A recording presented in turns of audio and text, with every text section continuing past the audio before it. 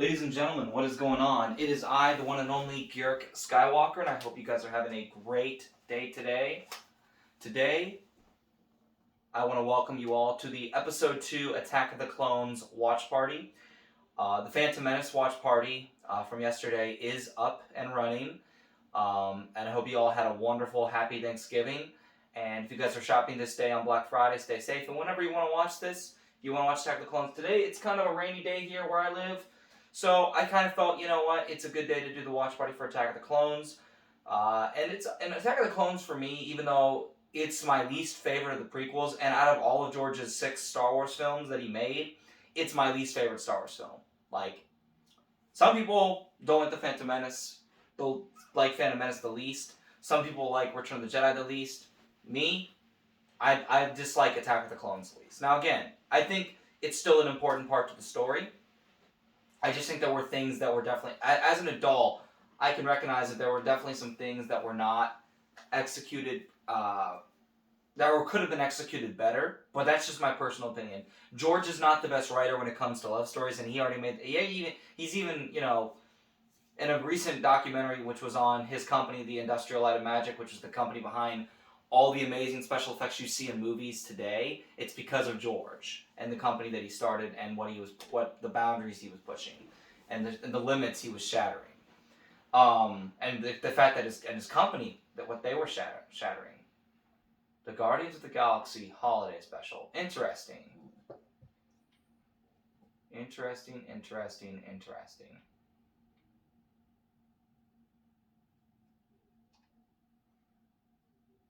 Alright, so we go to the Star Wars page. I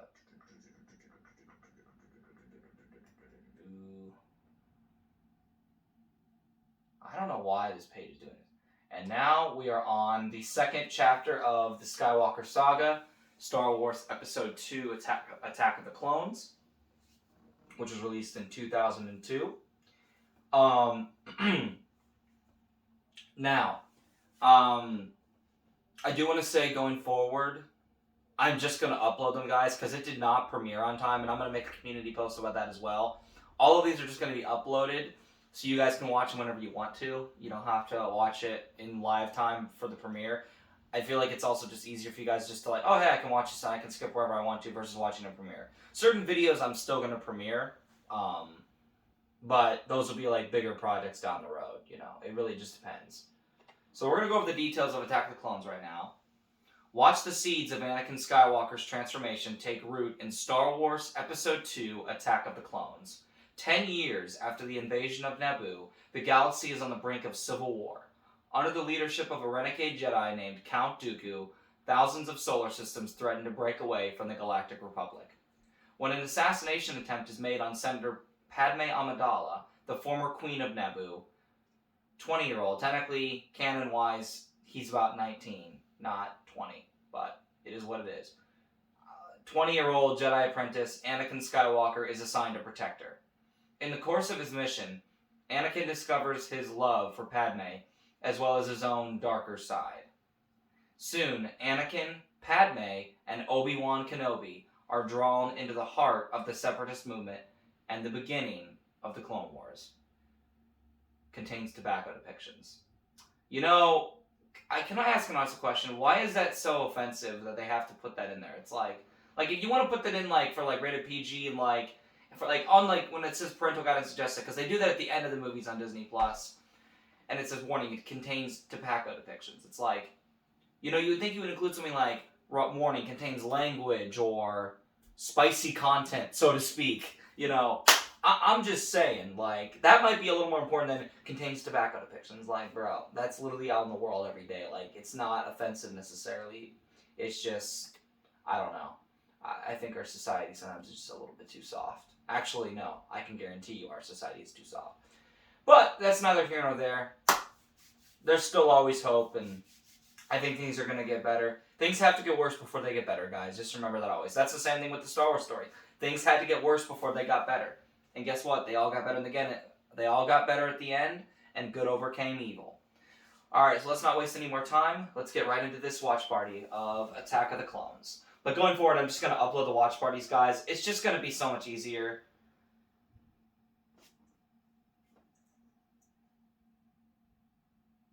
I was gonna say, why was my headset so quiet? And once again, I am going to continue to read the title crawls. Tomorrow is a lot of Clone Wars content, so the next couple of days are going to be just strictly Star Wars or Clone Wars content. So there probably won't be another movie until Monday, but I'll keep you guys in the loop in the community posts. In the new year, I'm starting a new Instagram and stuff like that. So anyway, here we go with the new title crawl. So Star Wars Episode 2, Attack of the Clones.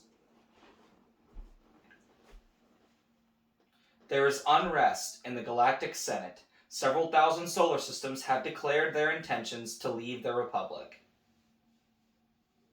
This separatist movement, under the leadership of the mysterious Count Dooku, has made it difficult for the limited number of Jedi Knights to maintain peace and order in the galaxy.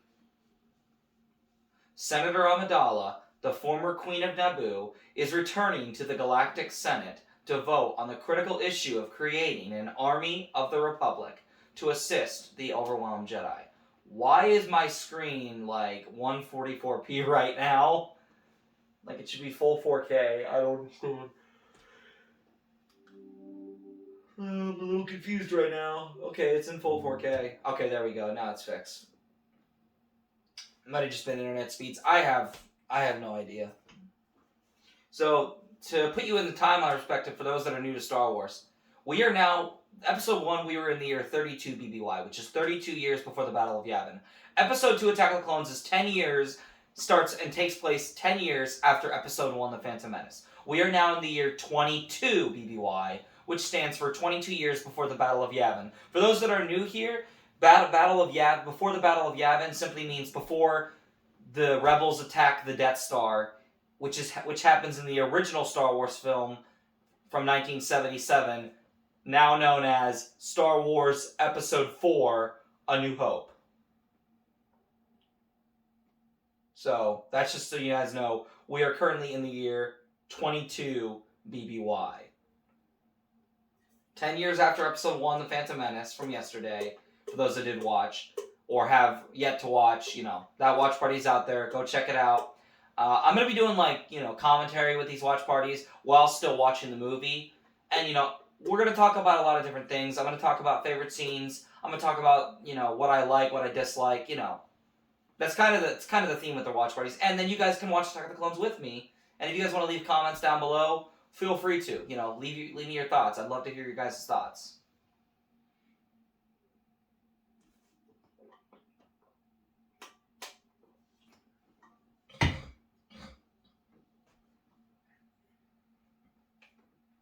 You should not have said that. Yikes. And their ship just got blown up. Immediately after he says, "I was wrong, there was no danger at all," immediately after, giant explosion, everybody dies. It's like, bro, you shouldn't have said anything.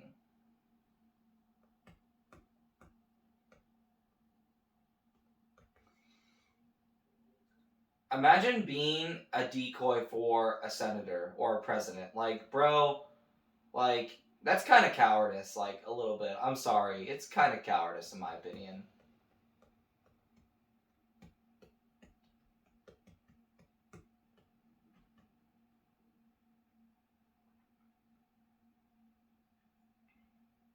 Bruh, young Natalie Portman was my crush. When I was 9 years old, dude, I had a major crush on Natalie Portman, dude. Oh my gosh, dude.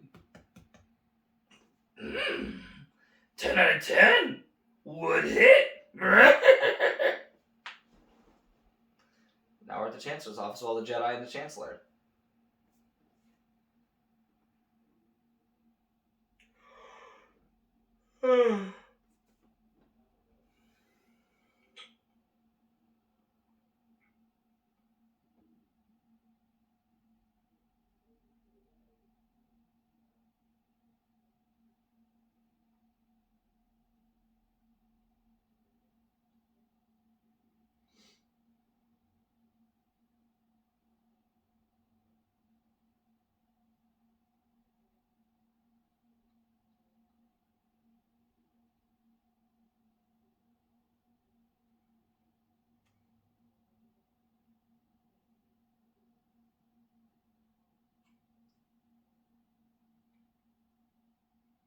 You got Senator Amidala, you got Jar Jar Binks, you got Senator Bail Organa.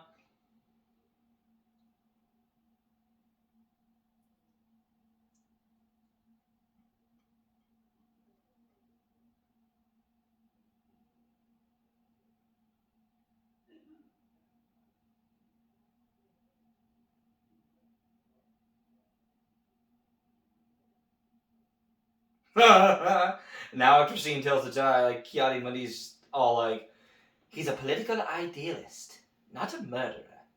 Literally murdered Yaddle, but they don't even know that Yaddle's dead. Or they might know she's dead, but they don't know that Dooku did it.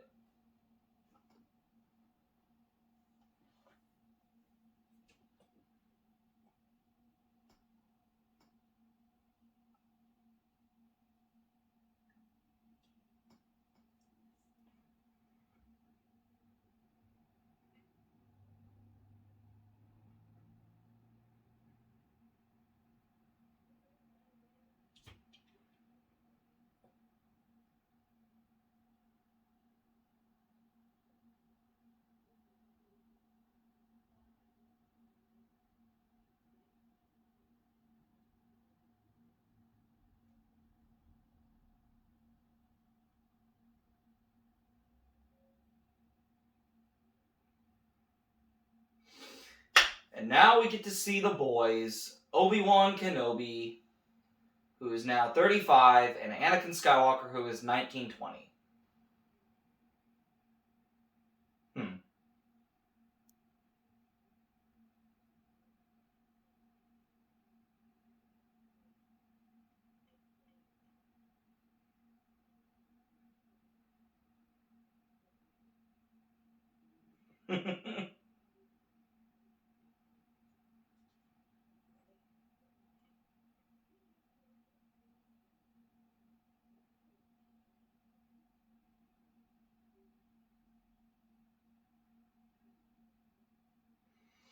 You know, I mean, it's just crazy, like, you know, I still, when I think about Obi-Wan, the Obi-Wan series, and the fact that Hayden and Ewan both came back for it, I still can't believe it, that we got a lightsaber training scene between Obi-Wan and Anakin before Episode 2 Attack of the Clones, and Hayden was de-aged as Anakin from Episode 2, and Ewan was de-aged as Obi-Wan from Episode 2. And and Ewan, here's the thing, Ewan is like 51, 52, and he looks phenomenal. Like, he does not age that much. Hayden has aged a little more. You can tell that he looks aged still, even in Kenobi. Oh, that was kind of cringe, Anakin. You need to chill with the comments, bro. Chill with the compliments, bro. You look kind of thirsty. Why would you put a man who has attachments with someone like I guarantee you Obi-Wan knew that Anakin had feelings for Padme. I'm sure they had a conversation in the 10 years between the Phantom Menace and Attack of the Clones about it. But no, like, they just assigned them to it.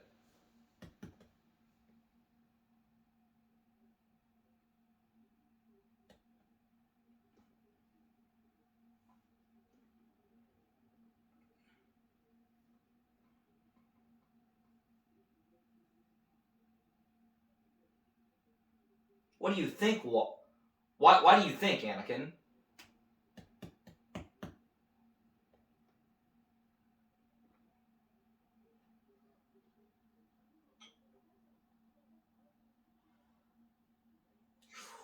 Oof. Ooh, we just got roasted in front of his crush.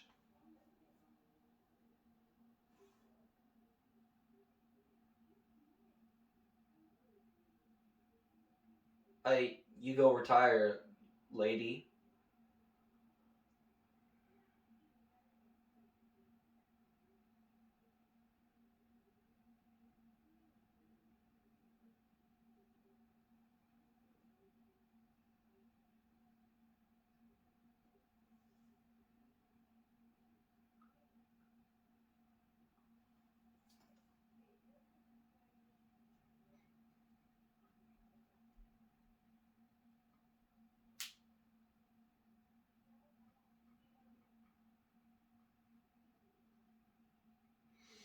Hmm.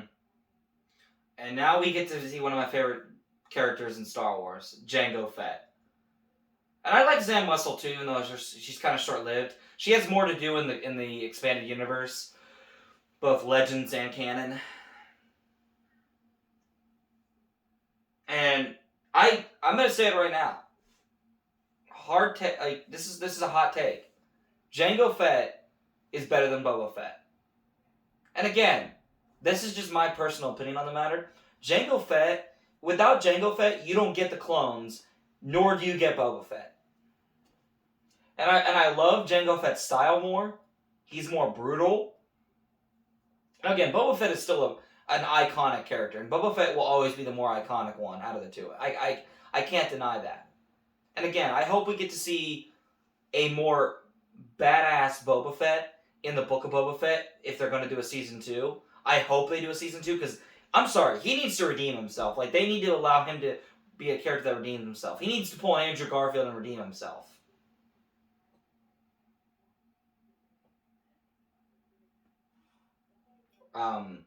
You do realize your student is the chosen one, right? His senses he may have a lot to learn still, but even so, he's still a very gifted, force attuned. You're just kind of that's one of the problems of the Jedi Order is like they all kind of just under this assumption that because he's just like everyone else. But what they fail to realize is they know and they've seen he has a higher force potential and he's more gifted than all the other students in lightsaber combat, force abilities. He was quick. He got up to speed super quickly as a kid, but they kept holding him back.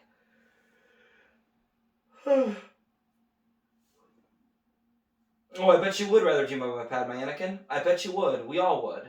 No, I'm just playing. But seriously, though, we all know you would, Anakin. Anakin, Jedi are girls have cooties. That's why the Jedi Order does not allow attachment.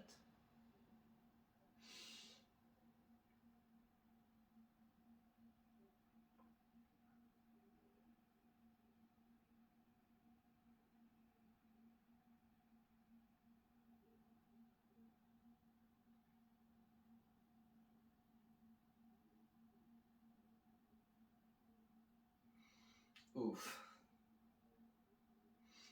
Okay, I forgot what these caterpillar worms that are poisonous are called. They're like centipedes. I forgot what they're called, but they are very deadly.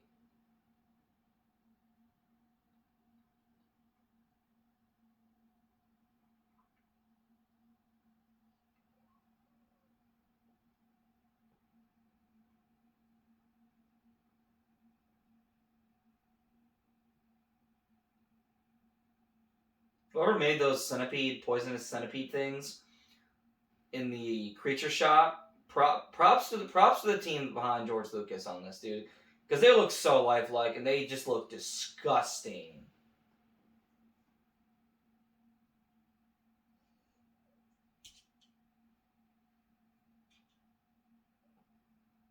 I believe my doggo is behind my chair, but that's okay.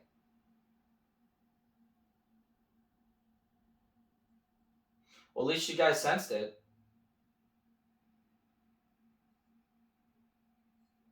You know, it's amazing that Anakin Gambit is that proficient in lightsaber combat that when he slices one of the cat centipedes in half, he somehow does not brush or give any laser burns or fatal wounds to Padme. That's pretty impressive to say the least. Meanwhile, Obi-Wan's like, we will not exceed our mandate, my Padawan order. Proceeds to jump out a freaking window after a drone. Like, congratulations, you are a hypocrite. But hey, I get it, you wanted to get it. But did you need to go to that extreme? Probably not. I don't know. Maybe it was a good call. I don't know. A little bit excessive, though. I just think it's funny. We will not exceed our mandate, my Padawan order. Proceeds to jump out a freaking window.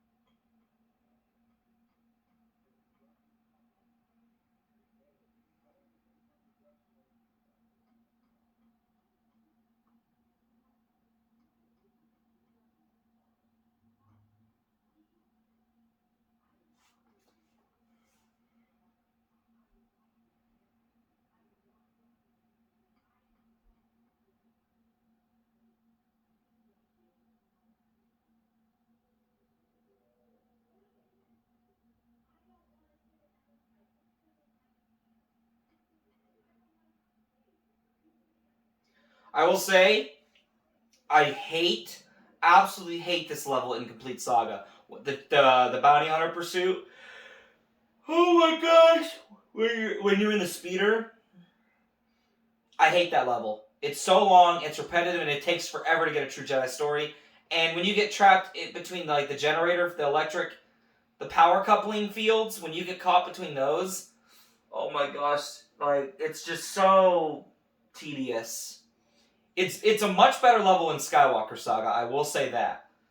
The Bounty Hunter Pursuit level in Skywalker Saga is far better than it is in the Complete Saga. I'm just glad I didn't have to do that level in Lego Star Wars 1 because they didn't have time to make an extra level, so they just made. There's only 5 levels in Attack of the Clones in Lego Star Wars 1, the video game. It wasn't until Complete Saga that they gave Episode 2 a 6th level.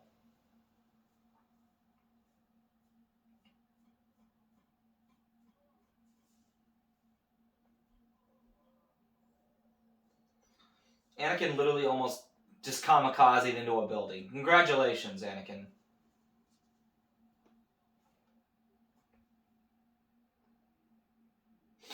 You know, I can sympathize with Obi-Wan right now. He has to deal with Anakin's shenanigans. It's like a father riding with his son for the first time, teaching him how to drive, and his son almost gets them into a car crash.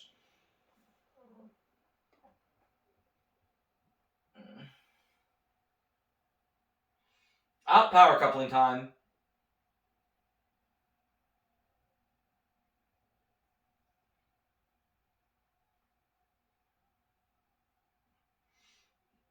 Anakin, that was just stupid.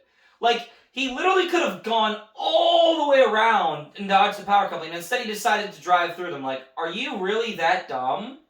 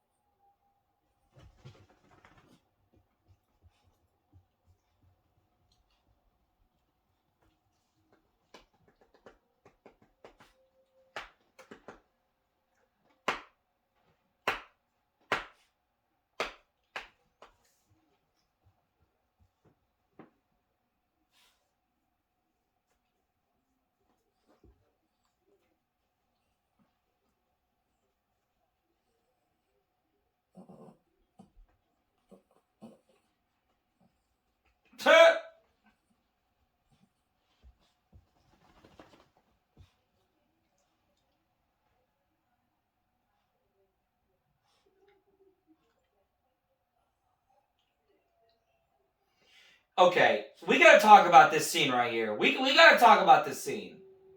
Okay. Anakin straight up jumps out of the speeder and somehow magically lands and grabs onto Zam Wesell's speeder. George, that does not make any sense. Like, I don't care how good Anakin is. It's like, this is not Dragon Ball where they can sense people's energy. Maybe they can a little bit, but this is not straight up Dragon Ball where you can just teleport to somebody's energy. I'm sorry. There's a little more common sense and realism in Star Wars compared to Dragon Ball, which is fine because again, they're different franchises. They have different lore, everything, dude. A little bit similar, but not really. Not quite so similar is what I mean to say. Dragon Ball and Star Wars are not quite so similar. The point is that scene where Anakin jumps on this magically lands on Zam Wesell's speeder makes no sense. It would have just made more sense if they had cut to Obi-Wan and Anakin going like, well, we're gonna have to find, let's look in the cantinas, and Zam Wesell was just chilling in the cantinas, and she's trying to kill Obi-Wan. That would have made more sense than cutting to that versus Anakin landing on Zam Wesell's speeder, causing her to crash, and then they have a chase through Coruscant into the cantina and all that rest of that jazz.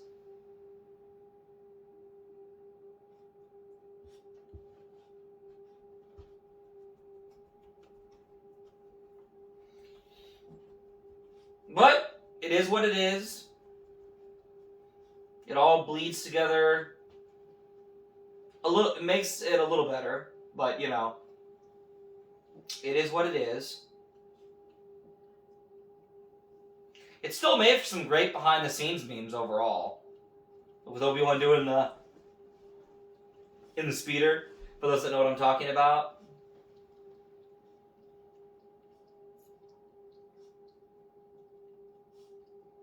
And I love the design of the cantina in Attack of the Clones, because it, compared to the cantina in A New Hope, it's like, it's so futuristic, it's so bright, and it just feels so alive, dude. Not to say Episode 4's doesn't, because Episode 4's cantina scene is iconic, you know.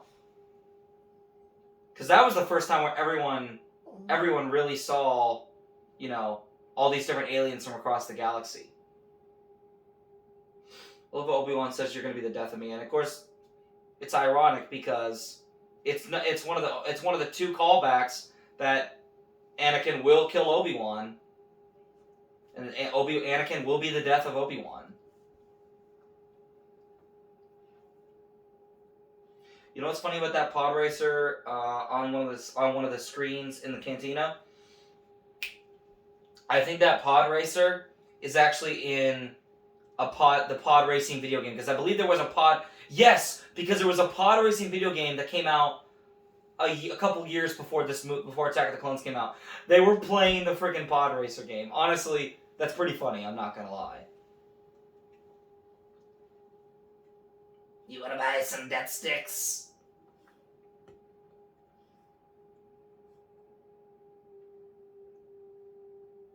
That is one of the greatest scenes ever. You want to go home and rethink your life. I want to go home and rethink my life.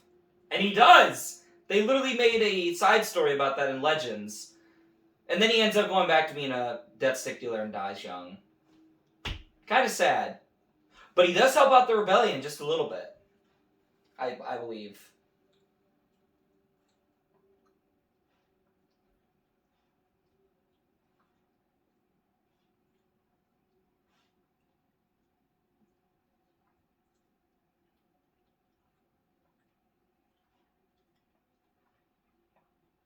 Get Uno reverse guarded. Straight up just cut off her arm. Again, I'm going to say this right now. If I didn't say it yesterday, which I don't think I did. Obi-Wan is the master of body severing. He cuts Darth Maul in half, cuts Zam Wessel's arm off, and throughout the Clone Wars series and Revenge of the Sith, he detaches many limbs. That's all I'm saying.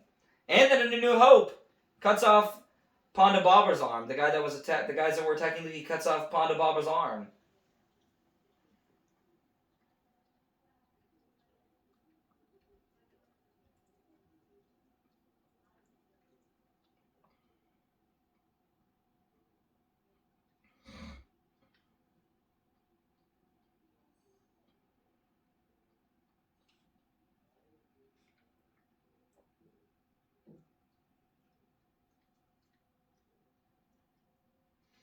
Toxic Dark, gotta figure out who this man is, even though I already know who it is.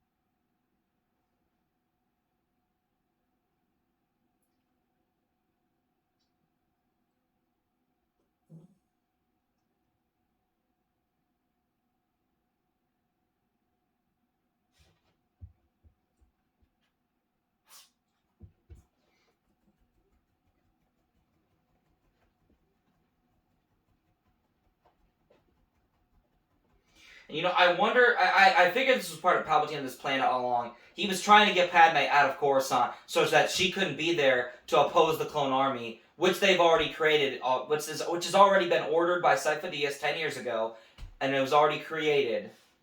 And Jango Fett is, of course, the specimen. That is the template for the clone army. You know, I guarantee you Palpatine had it planned out for either to kill Padme or to get her to leave the capital. I think he would have rather honestly preferred the first one, killing Padme, but he took the latter. He took the latter.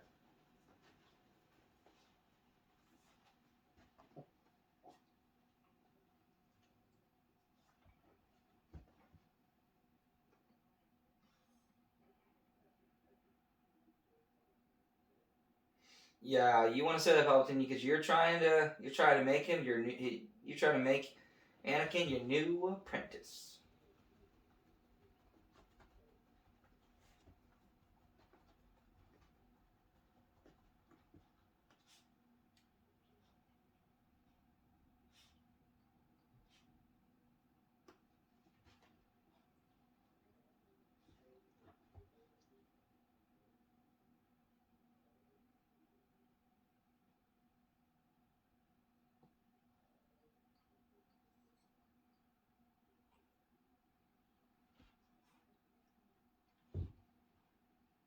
It's funny that Mace Windu acts so confident in Anakin, but yet throughout canon, he does not trust, especially in Revenge of the Sith, he does not trust Anakin whatsoever and does not like him. He likes him enough, I think, just to get through the Clone Wars, but Mace Windu always has distrusted Anakin since Episode 1. I love how Jar Jar Binks gets made a representative in Padme's place. And you know what? He does okay. Everyone wants to blame him for what happens later on, which I'll get to that later, but Jar Jar didn't know. That is not. It is 100% not Jar Jar's fault for what happens.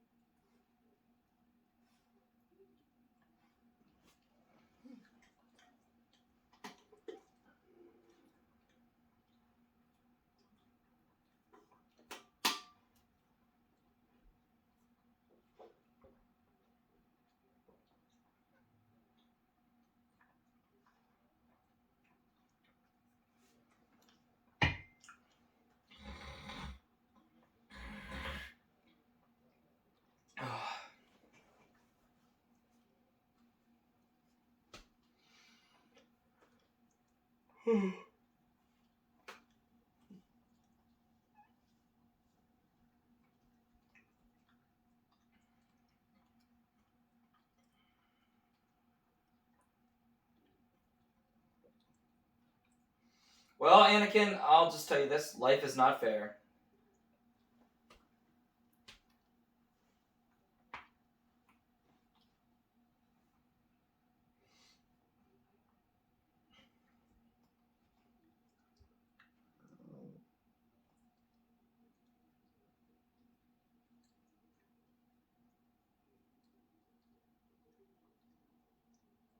I just died inside. That look, bro. Like, you need to chill out. Bro, stop. Like, oh my gosh. That is so cringe. I think that look just gave me cancer. Oh, Lord.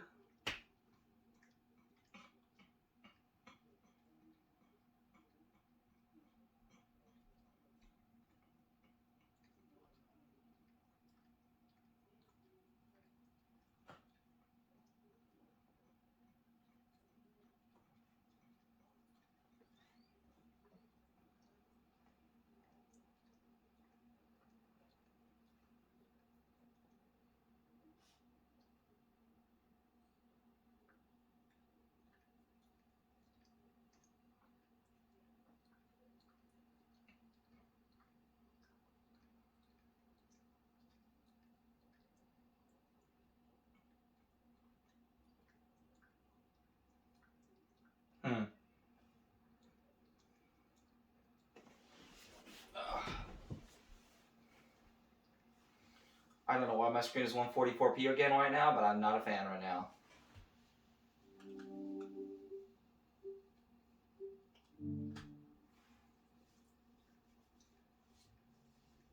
There we go, that's better.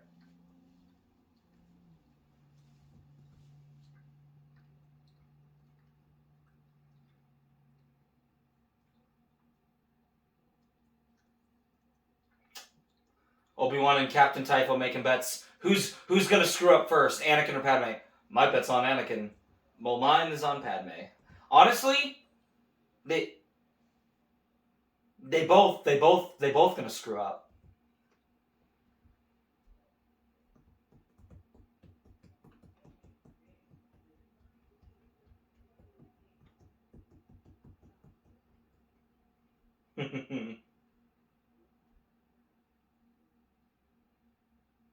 Dexter Jester.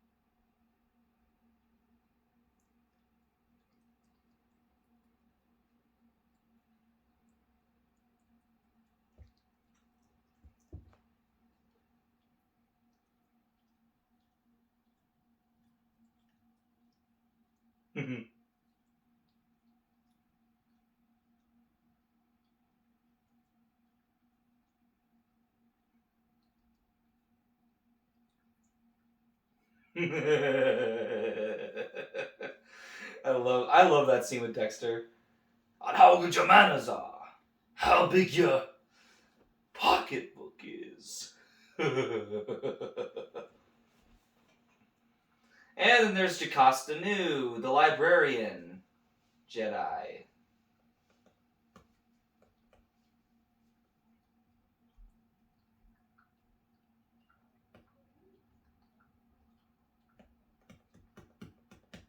Sequel fans trying to show OG fans why the sequels are canon. I hate to say it, but the system you're searching for doesn't exist. Sequel fan, impossible. Perhaps the archives are incomplete. Me, if an item does not appear in our records, it does not exist. I'm sorry, I had to make that joke. Anyway, and that boy right there that Jocasta Nu is helping, that is George Lucas's son. I forgot what they named the Jedi, but that's his son, Jet Lucas. Fun fact, if you don't know, George Lucas adopted all three of his children. The only child he has biological now is his young daughter. I believe her name is August. Because he remarried in, I think it was 2013 to a businesswoman named Melody Hobson. I might be getting her name wrong. I just know he remarried a black lady, and they had a daughter together. It's his only biological child.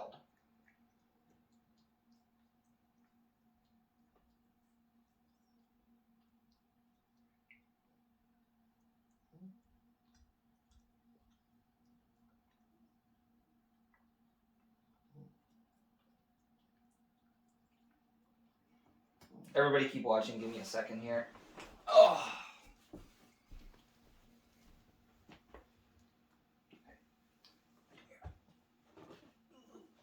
You can have this, but you become this little boy. This boy right here, he becomes dead weight sometimes. All right, put you right here, buddy. There you go. All right.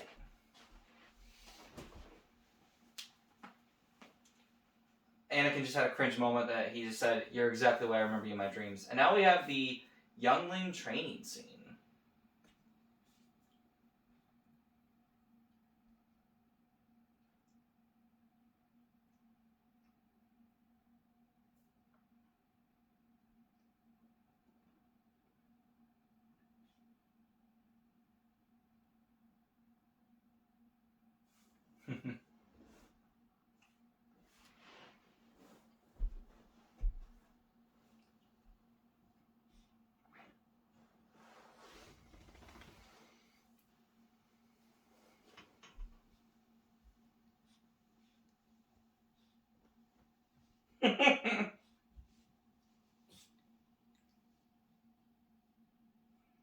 This movie is definitely has better comedy than Phantom Menace. That is one point I will give Attack of the Clones over Phantom Menace.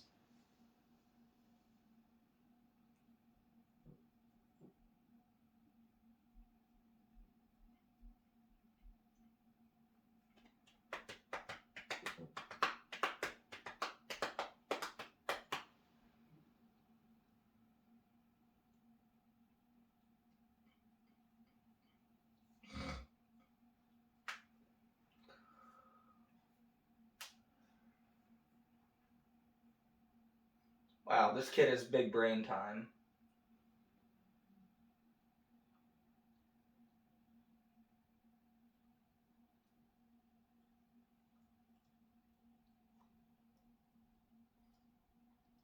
So basically what it means is, for those who don't know what Yoda's saying, go to the center of gravity's pull and find your planet, you will. Just go there, and if the planet's still not there, it doesn't exist anymore. And now if you watch Tales of the Jedi, you see Count Dooku erase Kamino from the archives because he was a Jedi Master and he had access to the restricted section, which is what Anakin actually wanted access to. By having the rank of Master, you have access to this restricted section where you can learn different secret Force techniques. So Anakin wanted the rank of Master so he could get into the restricted section so he could learn of a way to save Padme from death because he had a vision of her death. Now, granted, his vision was off. It didn't tell him that because you turn to the dark side, stay away from the dark side, because if you do turn to the dark side, she will die of a broken heart. And that's what happens. As unfortunately, he doesn't read into that, and he doesn't realize, maybe I should be careful with the dark side, and maybe I should just let things naturally occur, and if things happen, we'll have to deal with it as it comes. And maybe I should just learn to let go even if she does die.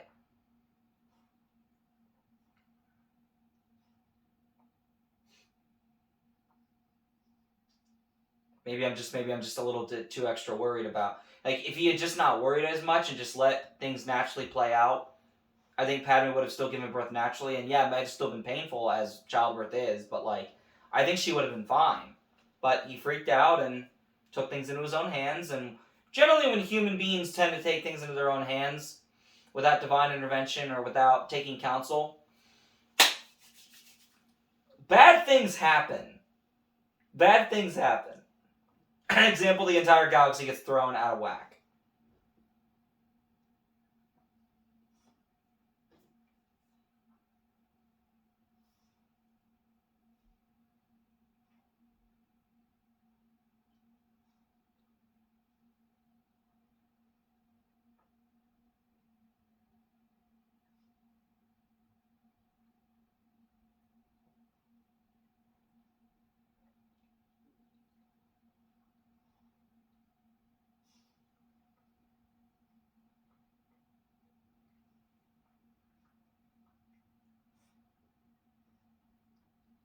Ooh, he's triggered now. You should not have called him a Padawan learner.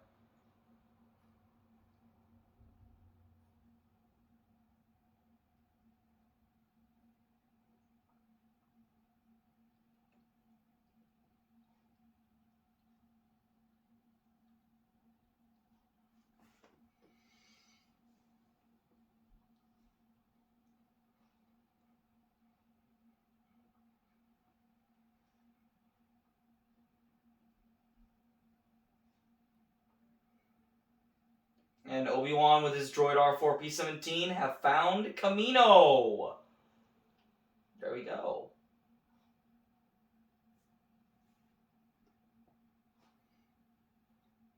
This is the part of the movie that is the most comfy cozy, because I just love to get curled up with a blanket, a cup of coffee, or some hot cocoa, especially in the wintertime. I love watching this movie. Because, yeah, again, it's not my favorite of the prequel trilogy, and nor is it. It's my least favorite out of George's 6 Star Wars films. It's my least favorite. But the scenery and just the feel of Kamino, it's so cozy, dude. Because I love watching this movie, especially on a rainy day, dude. Let me tell you, I love it. But now, I have the urge to take a business trip to the little boys' room, so because of the rain. So I will be right back, guys. Give me just a minute. And then we'll continue. Ladies and gentlemen, I have returned. Let us continue Attack the Clones. That's going to be the one break I take here. Let's push through. Tonway the Kaminoan.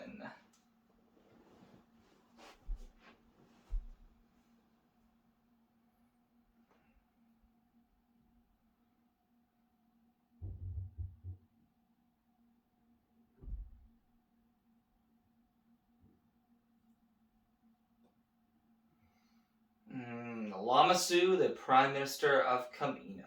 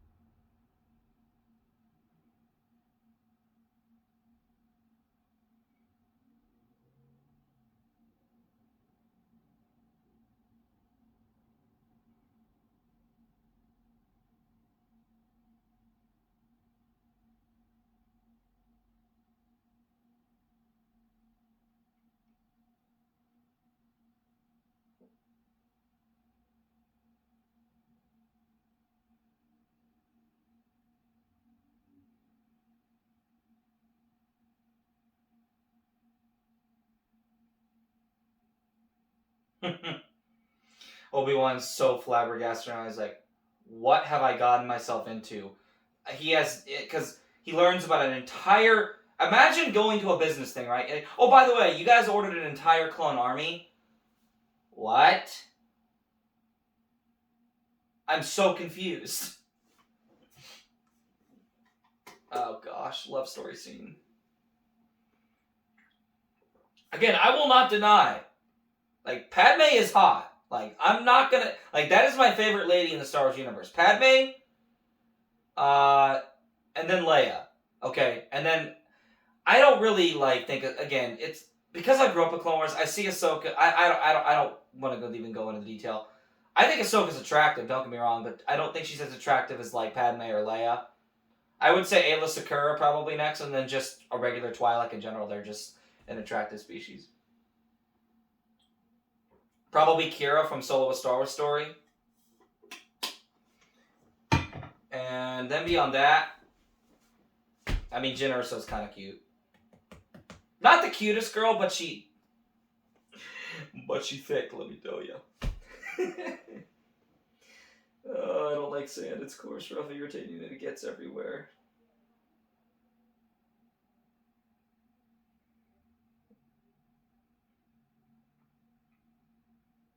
Anakin's balls are currently bluer than his lightsaber. I can already guarantee you that. Nice. You wanted to do it, Padme. Don't even give me that crap. She's like, no, I shouldn't have done that. You wanted to do it. Don't even give me that crap. You literally dressed that way just to get his attention like that. Don't even start with me. I love this scene. I love this scene. Again, for the time, you have to remember, when this movie came out, CGI was still in its infancy. George Lucas and his team were always on the bleeding edge of progress and technology. Like, they had the best equipment in the entertainment industry for CGI and everything.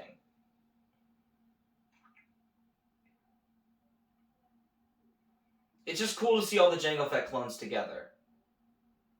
It's just amazing. and then you have all the young clones together. Like, again, dude, it's so amazing. It's so cool.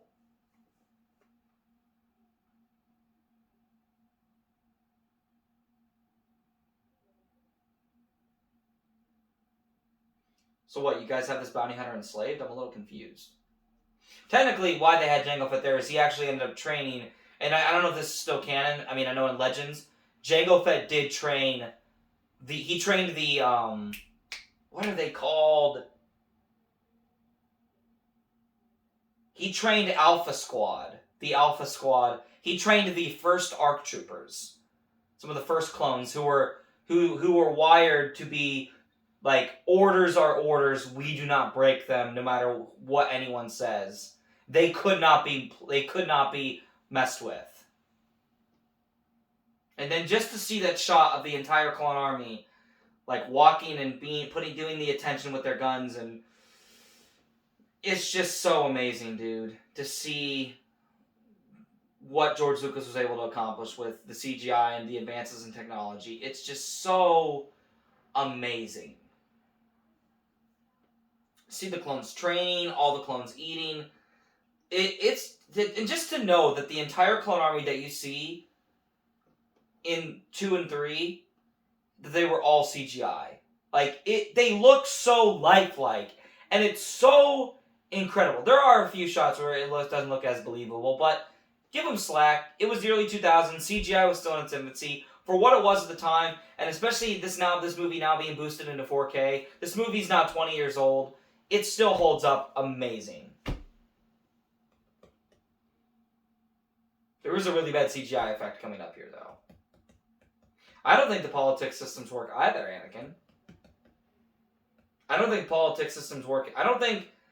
Because people are imperfect, people are greedy, political systems just don't work. Again, I'm a capitalist. I will say this right now. I am a capitalist. But the system is definitely flawed. Because nothing is perfect.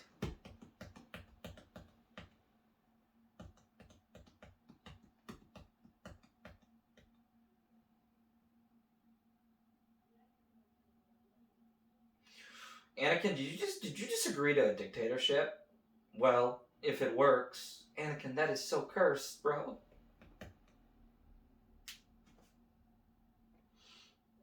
Oh, you're totally teasing her, dude. Don't even give me that crap.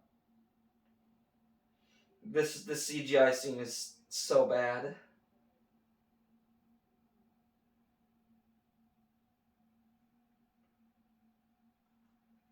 I love how these creatures have such small heads, but they have a giant backyard, if you know what I'm saying. These creatures have dump truck booties.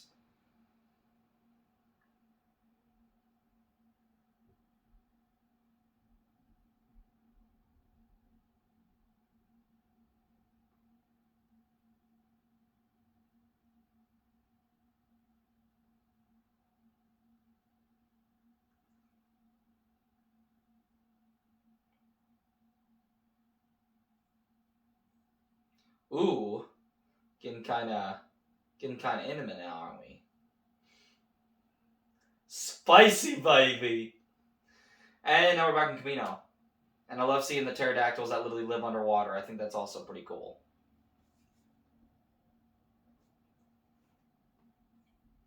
And now we're about to meet one of my favorite characters in Star Wars, Jango Fett. And his son, of course, the young Boba Fett.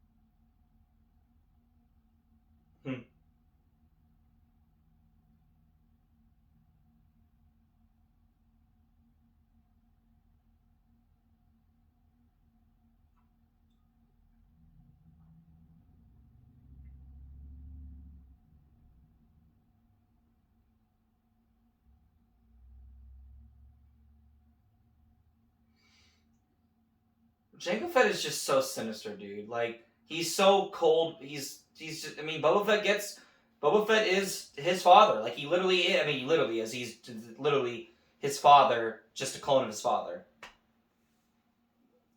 And like father, like son, he follows in his footsteps and takes the mantle as the greatest bounty hunter in the galaxy. And I think that's awesome.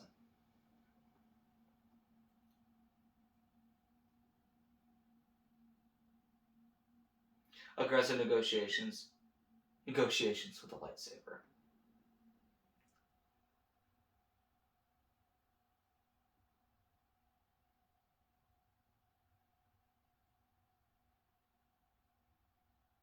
What, you cutting up his food and forcing it back to him with the Force?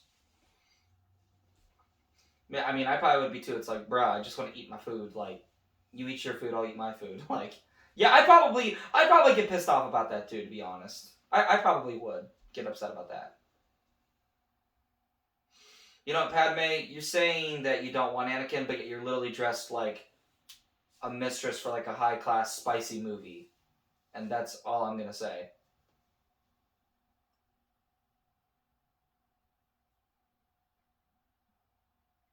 Like, your appearance would say, your appearance would suggest that otherwise, that you do want Anakin.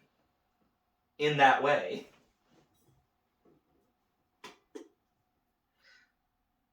Next, I expect that love song by Martin Gaye to start playing.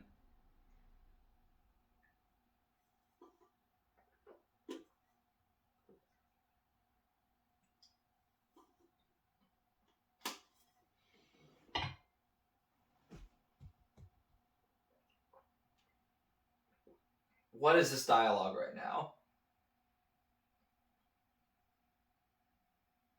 Bro, this isn't Shakespeare, Edgar Allan Poe. Like, what is this dialogue? Dude, I don't understand what George was thinking with this dialogue. Like, I'm sorry, Lawrence Kasdan should have wrote the dialogue for the love scenes. Like, my gosh, dude. It's so bad. I'm dying right now. I can't. It's just not possible. I might be dressed like a dominatrix, but I don't actually want you, Anakin.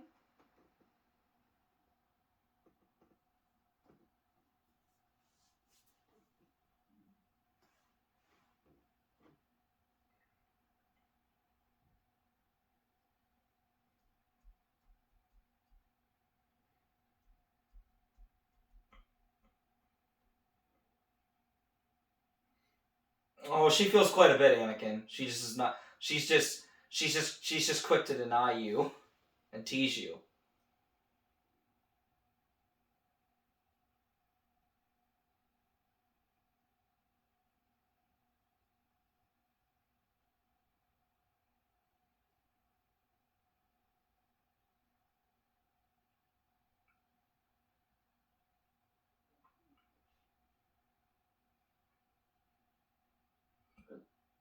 Excuse me.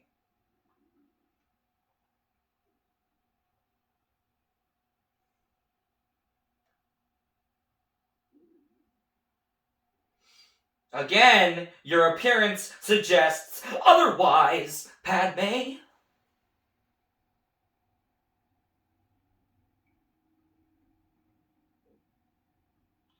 Yeah, Anakin. At least you have some restraint, but I'm sure you're not happy about how the talk went.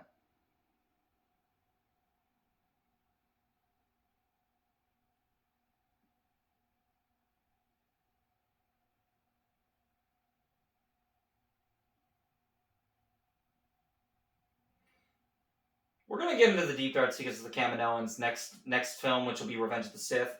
After we get to the Clone Wars content over the next couple of days here, because the next 2 days are really going to be just focused on Clone Wars content.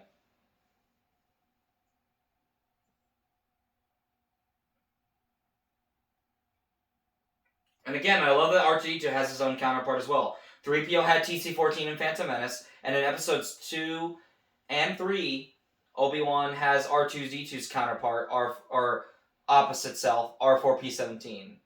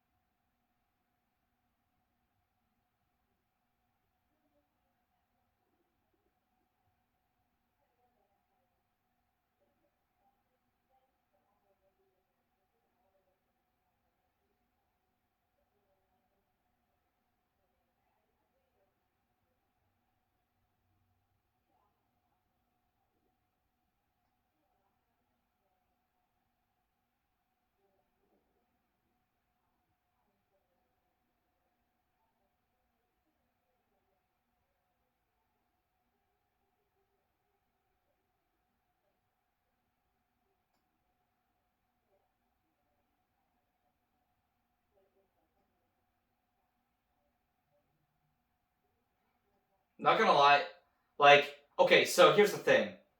The scene with Anakin's having the nightmare and you hear Shmi's voice again, that originally, growing up, I did not hear that until I got the Blu-rays, which I didn't get the Blu-rays for Star Wars until I was like a senior in high school. For years, I mean, I just watched the DVD versions. That's all I had. And I kind of was, I wouldn't say out of Star Wars, but I was getting a little sick of it. I don't know, like, the new stuff was coming out when I was in high school, the sequel stuff. And The Last Jedi had just come out, and then I had gotten 1 through 6 on DVD, on Blu-ray for Christmas.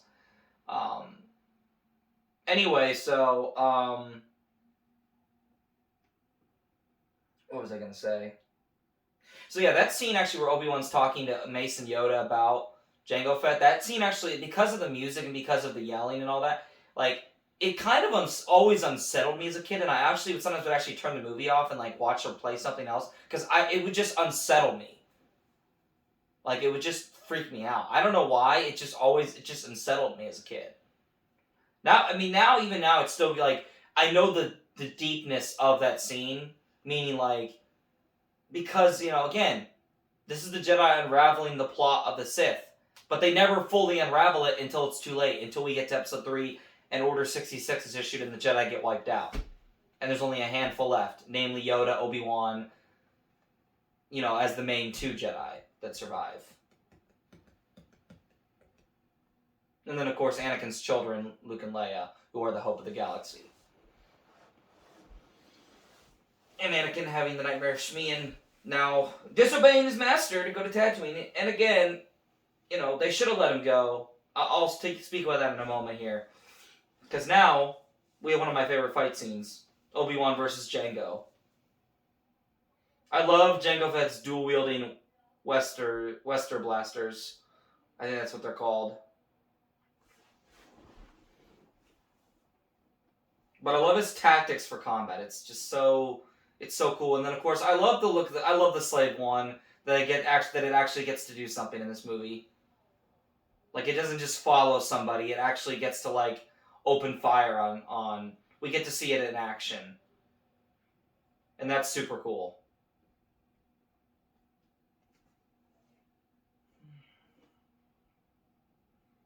Ninja kick. Yes, oh boy. I would think that would hurt to have to kick a metal helmet with your foot, boot or no boot. Oh, that always makes you cringe a little bit when Jango Fett headbutts Obi-Wan. That had to hurt a lot, dude. Like, I feel like you would get super disoriented. I understand Obi-Wan's a Jedi, so the same rules don't apply to me versus him. But like, I feel like I would probably disorient you for a little bit if you got headbutted by a metal helmet. Kick them again. Bro, all you had to do was let go of the line. That's all you had to do. But no, you decided to hold on to it. It's like, I'm just going to hold on to this line here and go fly it off. And now you're holding on for dear life. I feel like there's no way that line would support your weight, though. Like, I feel like you would it would just break off and you'd go falling into the abyss.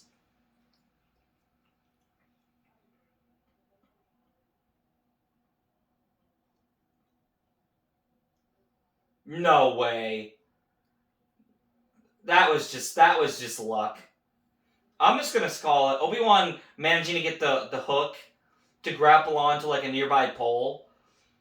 That's the Force right there. The Force is not done with Obi-Wan yet. That to me is the Force being divine intervention.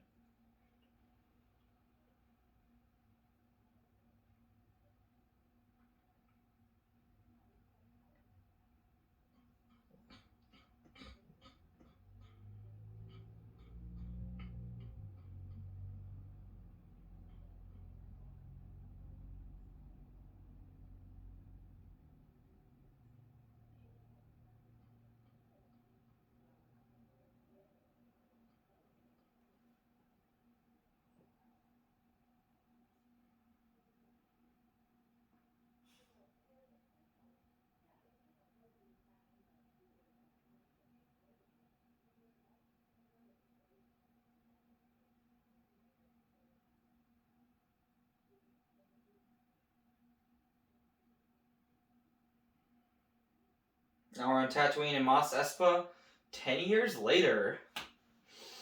Oh, man. Hasn't really changed that much.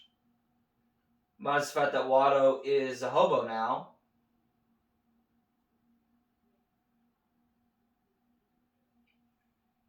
Duanga!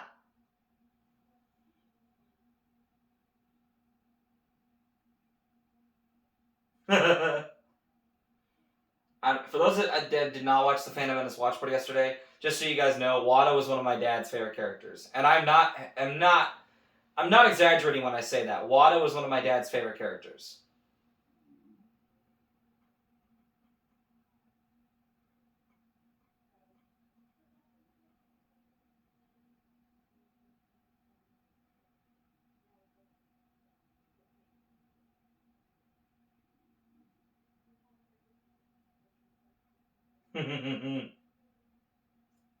Little Eddie? You are Eddie!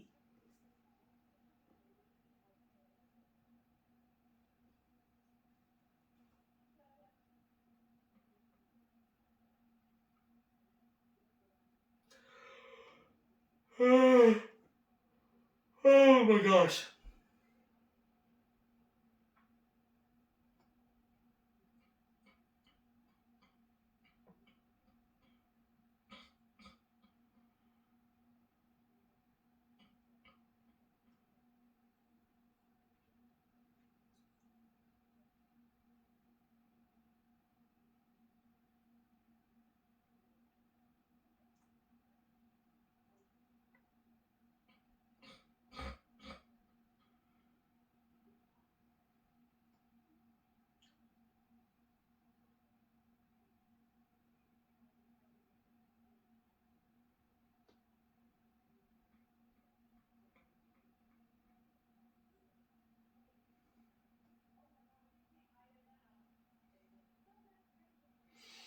Smart man, Watto. Smart man. And now we have a great dogfight in space with Jango Fett in the Slave One and Obi-Wan in his Jedi Starfighter. His geometry-shaped Starfighter. But of course, the reason why it is shaped like a triangle is obviously it's poetry, it rhymes, in the words of George Lucas. Because everything of the prequels is going to tie into the original trilogy. The triangular ships that Obi-Wan and the other Jedi used in the beginning of the Clone Wars, and the Republic Venators, of course, the triangular-shaped ships, would eventually lead to the X-Wings, the Y-Wings, the TIE Fighters, and the Star Destroyers that you see in the original Star Wars trilogy. Love the seismic charges. I love how it just sounds like a guitar at full bass boost. And I think that was a very unique design and very unique sound choice for the seismic charges. And just how much power they have, dude. It's literally just leveling asteroid fields. It's just so cool, dude.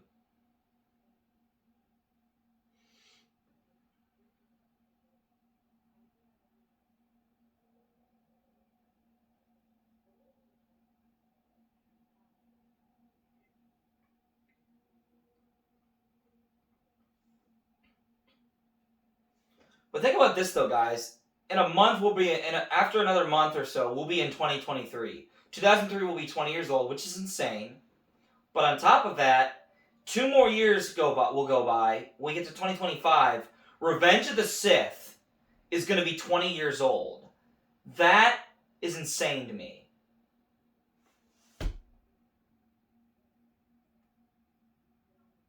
That means every single movie of the prequel trilogy will be in their 20s.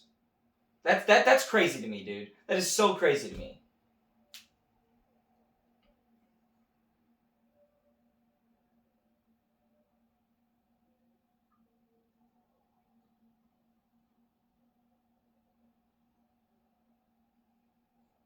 Oh, nice.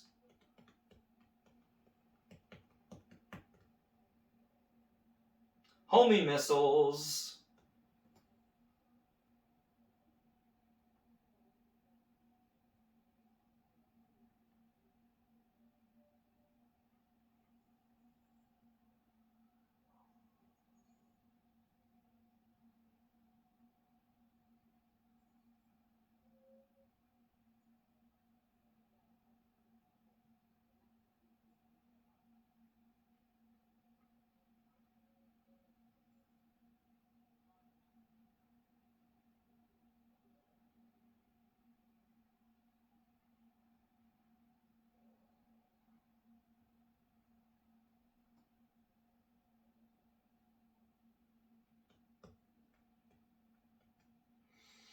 Yeah, so you think, pal.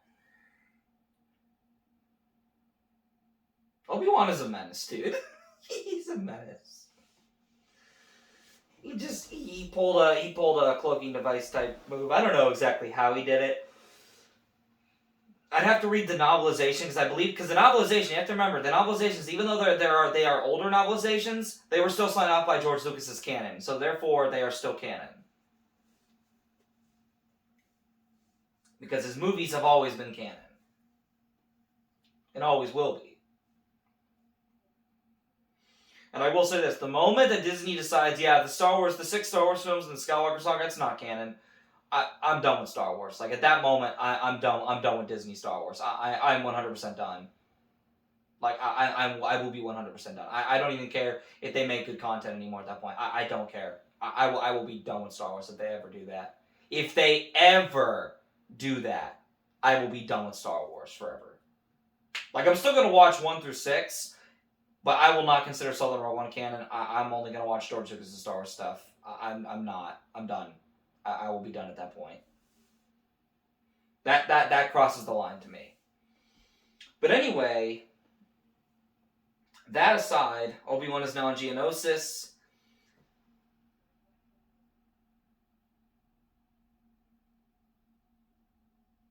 And he's just going to go explore.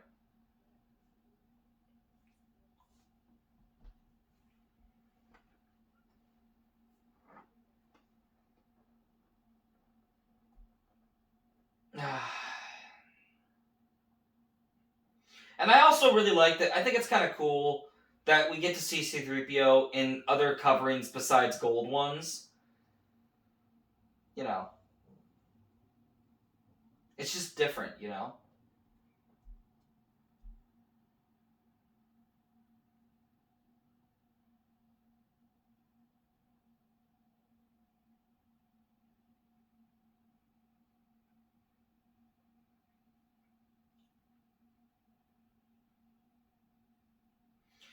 Oof.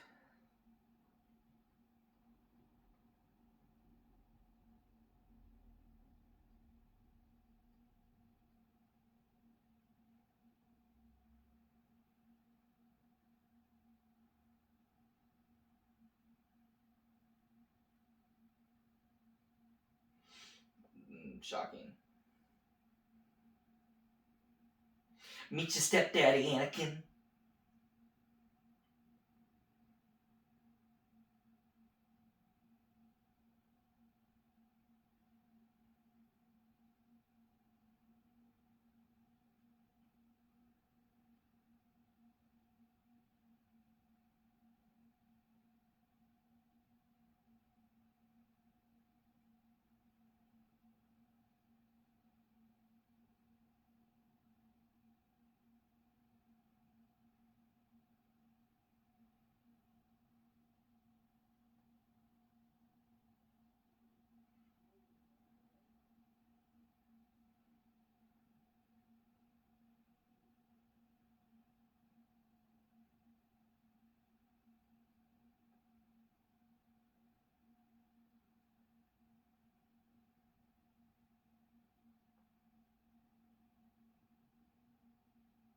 Bro, why would you try going out again with one leg? That's just stupid.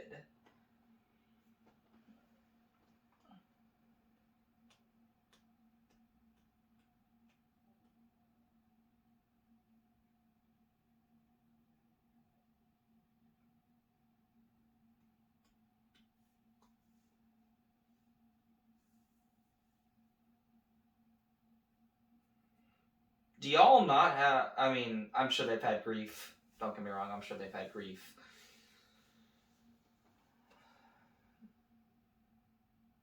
And I will say this, you know, the Tuskens, they are kind of scummy. And I'm not even going to compare them to a certain... You know, I'm not going to compare them to anybody or any type of race or culture. They are basically the Native American Indians of Tatooine, in a way. I'm not saying that Native American Indians are like that. I am simply saying that throughout history there have been Native Indian tribes in America that are warlike and that are brutal. But not to this extent. Like they're more like barbarians that are stuck in the Stone Age, pretty much. And they have a very strict culture too. If you want to see a book that does sort of humanize the Tusken Raiders in a way, read the Obi-Wan Kenobi novel. It's not canon, it's legends, but it's a really good read. I definitely recommend you guys give that Obi-Wan Kenobi novel a read. It's really good. Really, really good.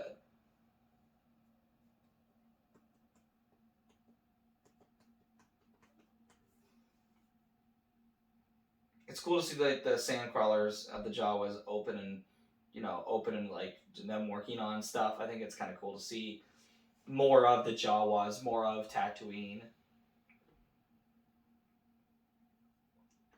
Obi-Wan, why have you just been chilling there for like 10 years? Like, bro, like I would not stop moving. Like I would like be exploring and checking things out. Obviously being careful because again, it's not number one, it's not my planet, and number two, we don't I don't know I wouldn't know what was there. So obviously being wary, of course. But yeah, we're gonna get into talk about the Kaminoans and the dark secrets of them. We're gonna get into that more so when we get to the Revenge of the Sith watch party, which will be in a few days. Because like I said, tomorrow, which is Saturday, we've got a lot of Clone Wars content to get through, or a decent amount of Clone Wars content.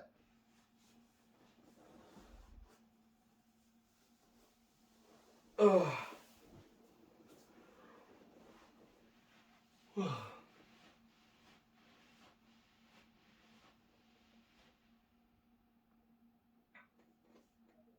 Ooh, that's kind of barbaric.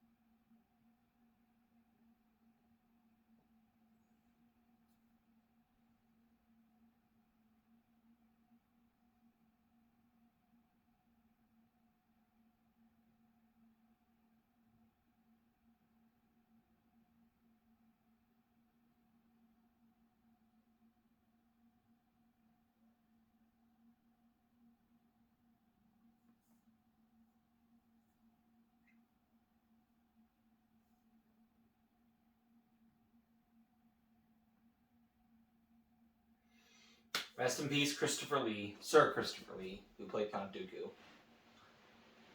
I love how, like, on Tatooine, like, obviously there are the twin suns, and I love how I can see a giant moon, and then I can see either those are two other small moons, or those are two nearby planets.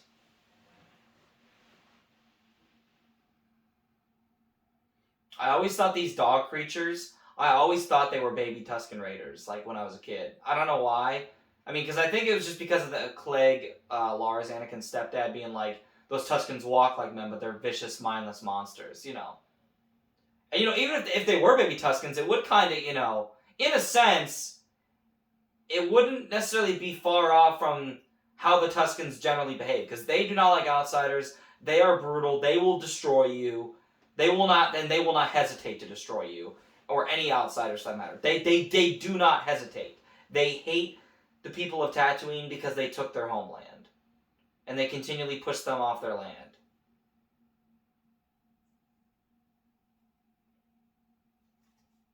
It's amazing that Shmi did survive this whole month of being tortured and kidnapped.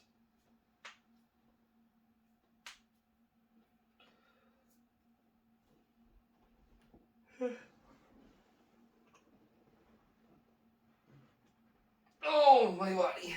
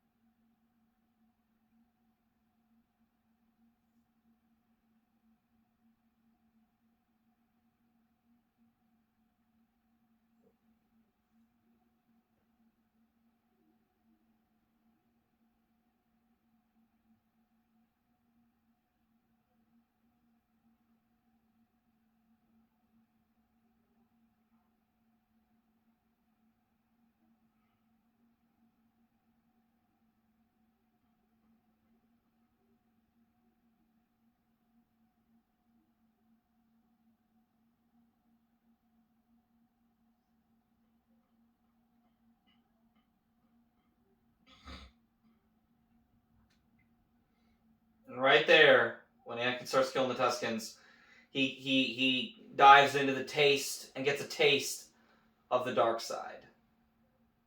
And you hear Qui-Gon scream, and then you hear Darth Vader's breathing. Because again, we all know where Anakin's going to go in Episode 3. We all know that the Jedi who are dead, like Qui-Gon, that can see what's going on, they all know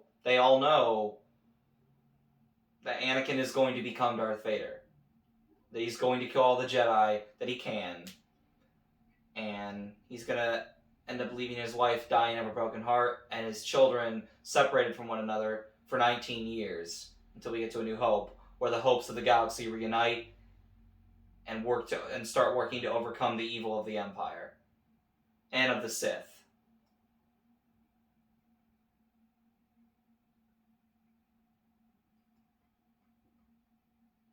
But it's interesting that Yoda can sense Anakin's pain from that far across the galaxy. But then again, you have to remember Yoda is also one of the most powerful Jedi in the universe.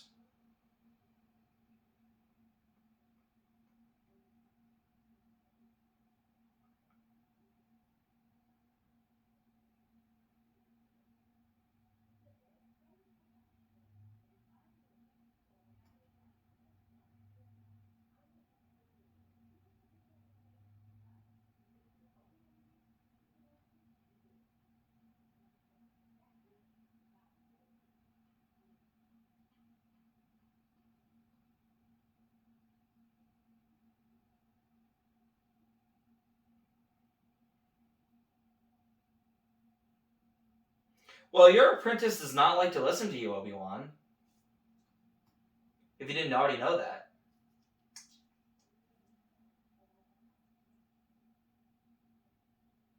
Luckily, once again, I say it, R2-D2 is one of the main heroes of Star Wars. Like, people want to, oh, he's just a cute droid. Nah, fam.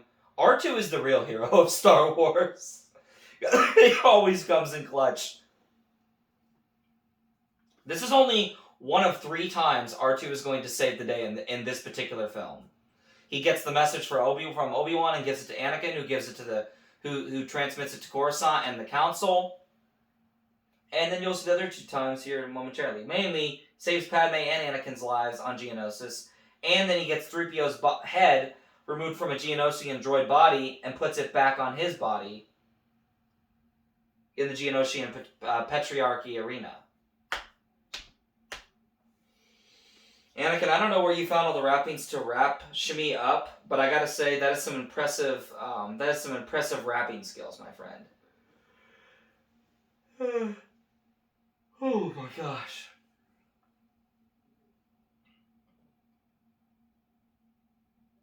I'm hungry, Padme.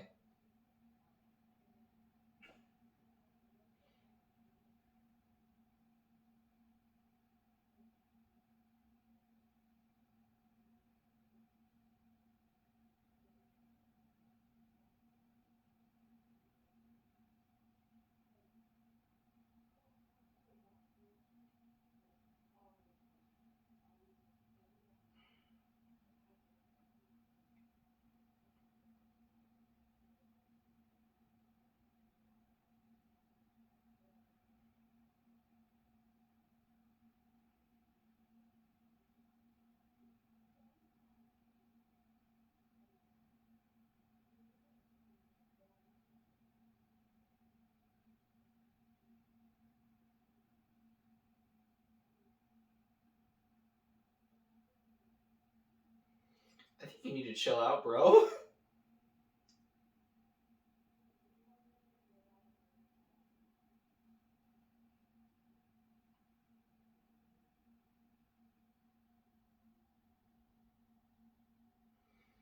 Well, he's going through some extreme grief. That's all I can tell you, and maybe a little regret because he killed an entire tribe of raiders,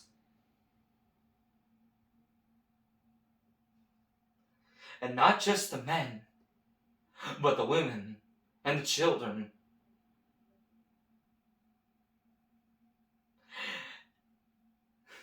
That's the men,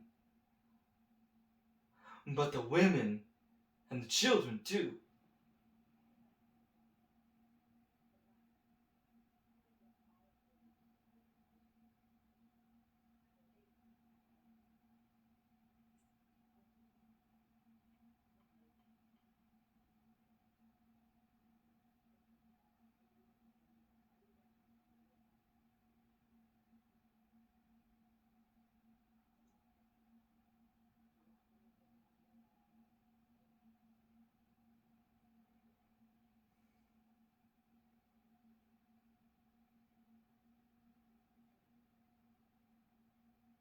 Padme, are you trying to justify genocide? Like, I understand he's angry. I mean, he has every right to be angry.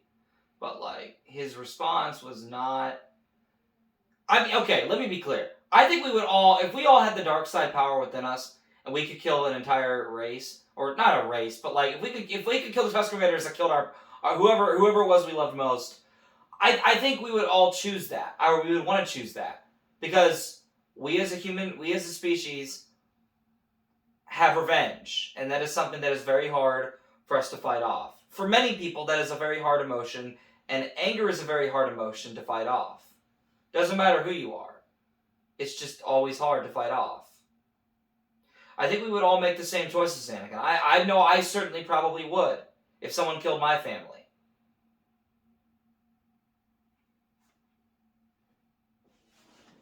You keep talking, Anakin. I gotta check the camera right now, make sure it's still going strong. Okay, good.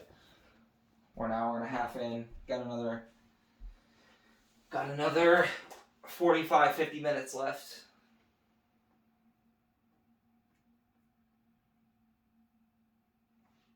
Oh, my body. I gotta work out today too after this. So much fun.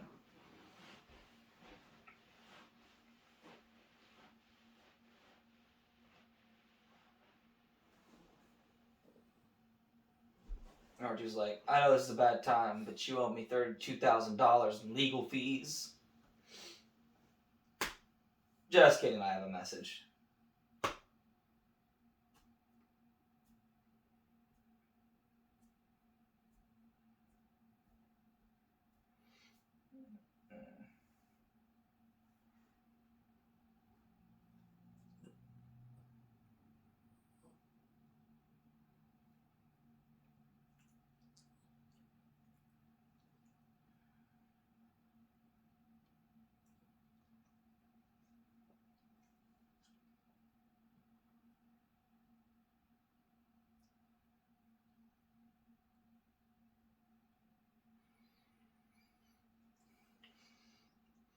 I smell food and it smells delicious. Oh no, Obi-Wan. Oh no, bro. Gotta love those droidicas, dude.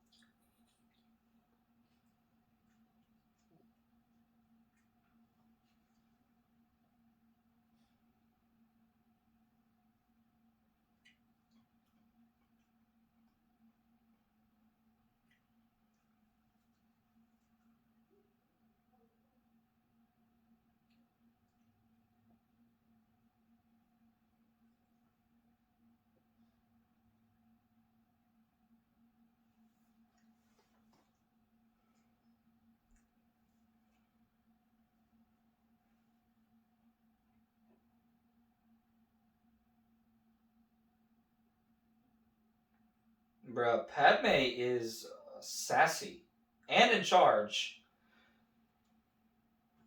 I can confirm she definitely wears the pants. Nah. In many aspects, Padme wears the pants. Hands down in this relationship.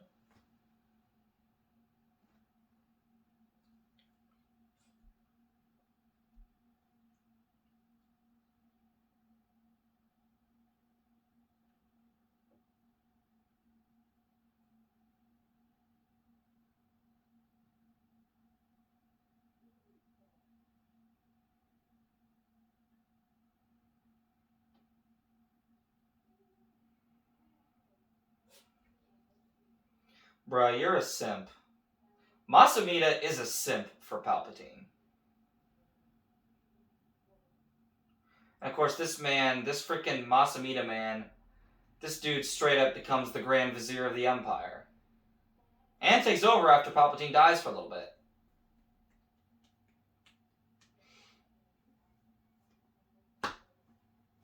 Now we got a very important scene here, which is another one of my favorite scenes. Count Dooku and Obi-Wan.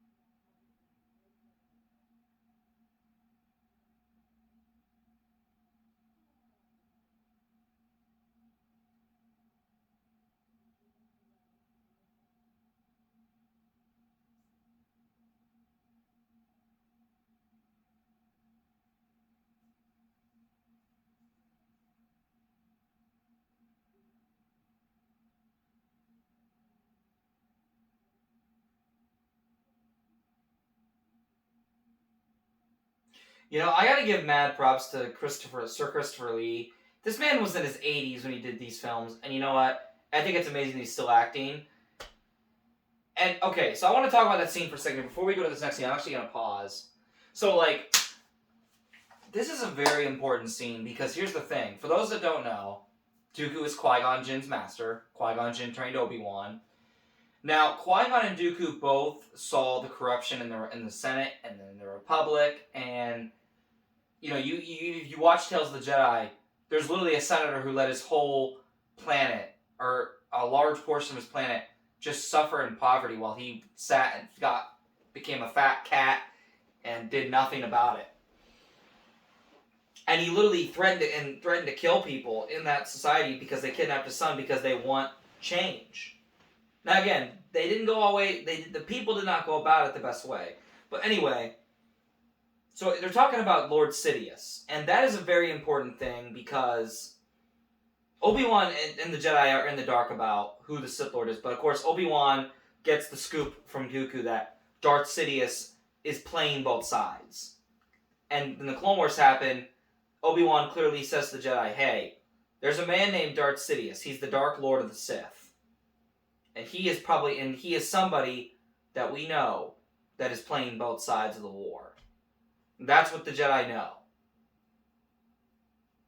And, you know, it's just interesting that it took them this long to figure out that, hey, you know, Palpatine's kind of abusing power and been an off so long time. You know, you think we should investigate him? Nah.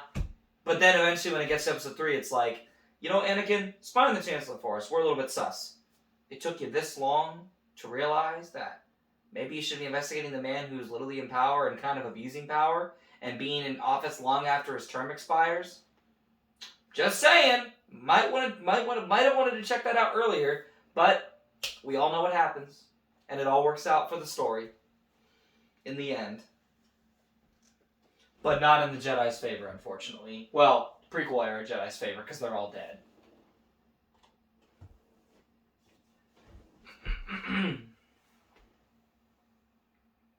And you think, would Qui-Gon join Count Dooku? I mean, again, I don't really know. I think in certain aspects, Qui-Gon would be obligated to join, but in other aspects, he'd be like, I don't think this is the right way, Master. I think they would find a middle ground and compromise if they were going to come together and help each other. Now, again, I mentioned that Jar Jar does do this scene where he does push for Palpatine getting emergency powers. Everyone, of course, loves Palpatine. They all go for it. It is not Jar Jar's fault. Until we know if they're going to go with, which I don't think they will, with the Darth Jar Jar thing. Which, again, I think it's simply going to remain a fan favorite thing, a fan theory, about there being Darth Jar Jar.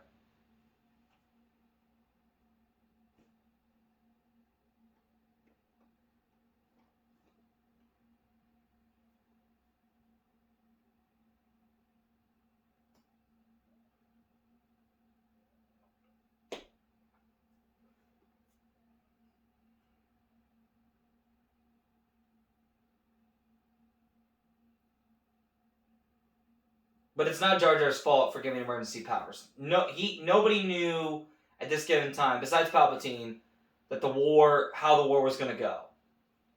Nobody knew that Palpatine was planning to overthrow the Republic and turn it into the Empire.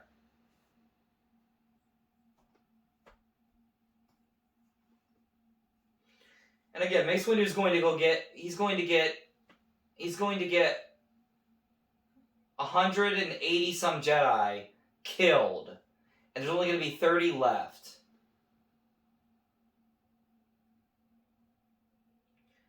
And he's going to get 180 some Jedi killed just to save one Jedi. And he ends up saving 2 Jedi and a senator.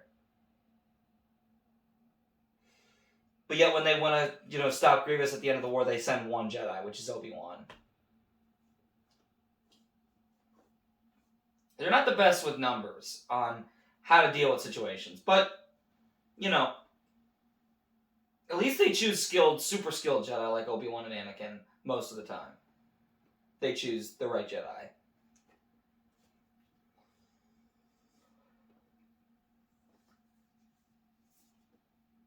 Oh.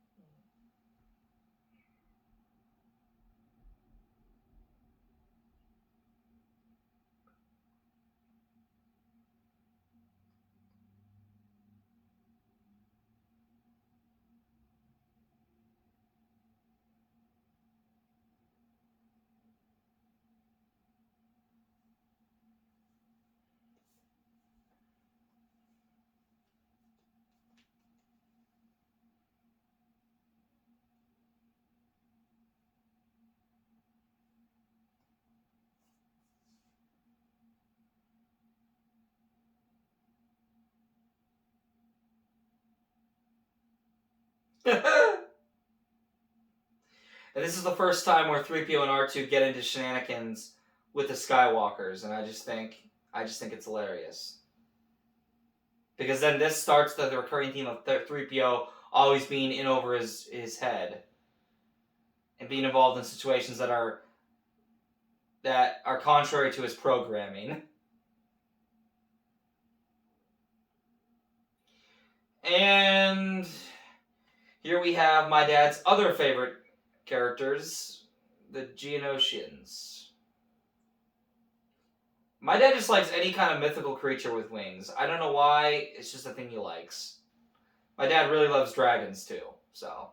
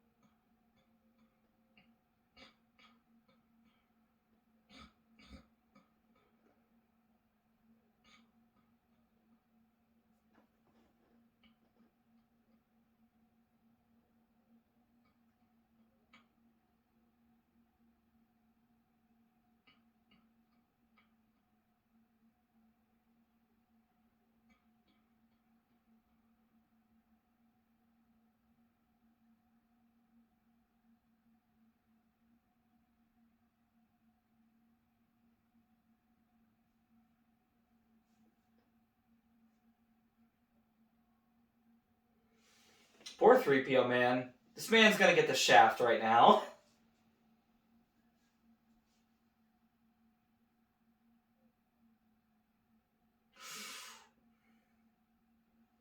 Absolutely nothing. You're just a comedy joke, my friend. And this is the second place where R2 is going to save the day. Gotta love it.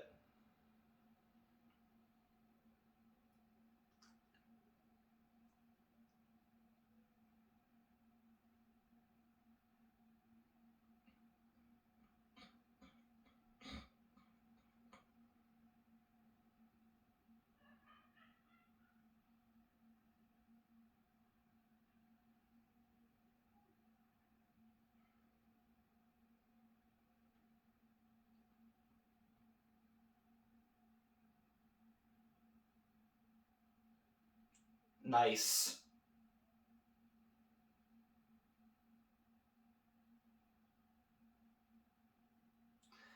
I've always wondered how 3PO's body reacted and did things without a head. Like,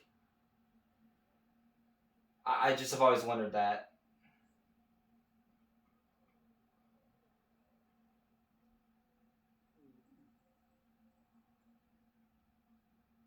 I'm sure there's an explanation for all of that. Oh boy.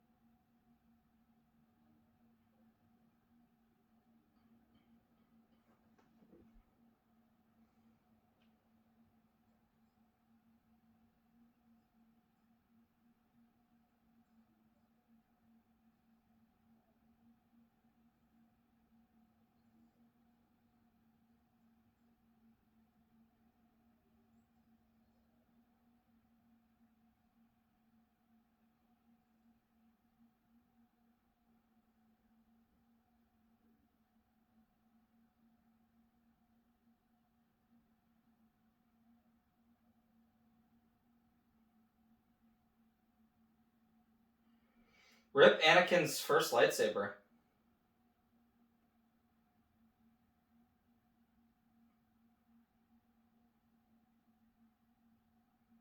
I'm honestly wondering if that's probably not Anakin's first lightsaber. It's probably his second one, honestly, that he just lost. Because he mentions, like, not again, Obi-Wan's gonna kill me. He probably lost a lightsaber before this. And now they're gonna be executed.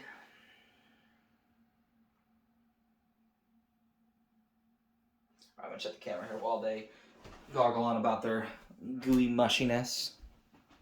Alright, we're at 1 hour and 50 minutes right now.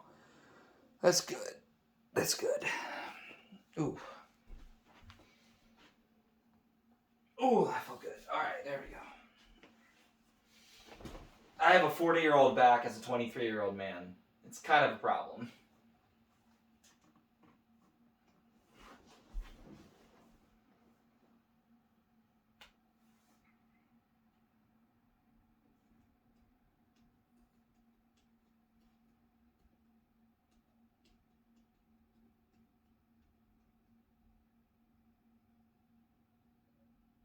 This isn't the worst love scene. Like, all the other ones were just dog water.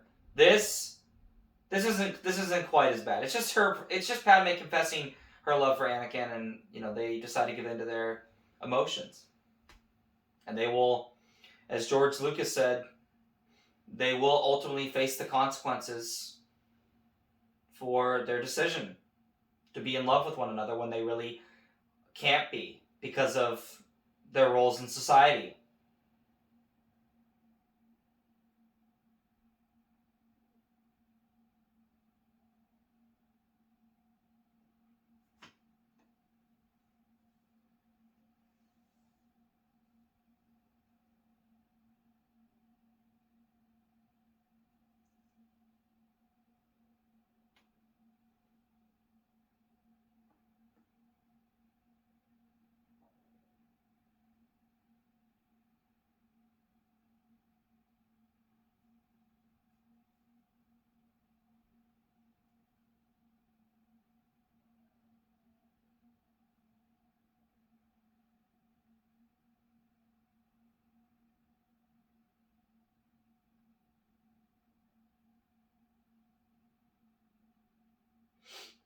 Just that comment from Obi-Wan that we decided to come and rescue you. Obi-Wan looks up. Good job. Always funny. Always funny. Poggle the Lesser, the Geonosian leader.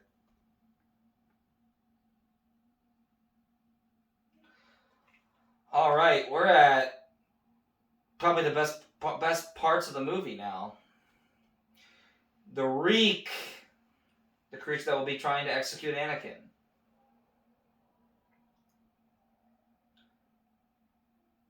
The Acklay, the creature that will be trying to execute Obi-Wan. And the Nexu, the creature that will be trying to execute Padme. Oh Lord. All that man did was poke the Nexu, and then it just jumped up and grabbed him by the head and snapped his neck.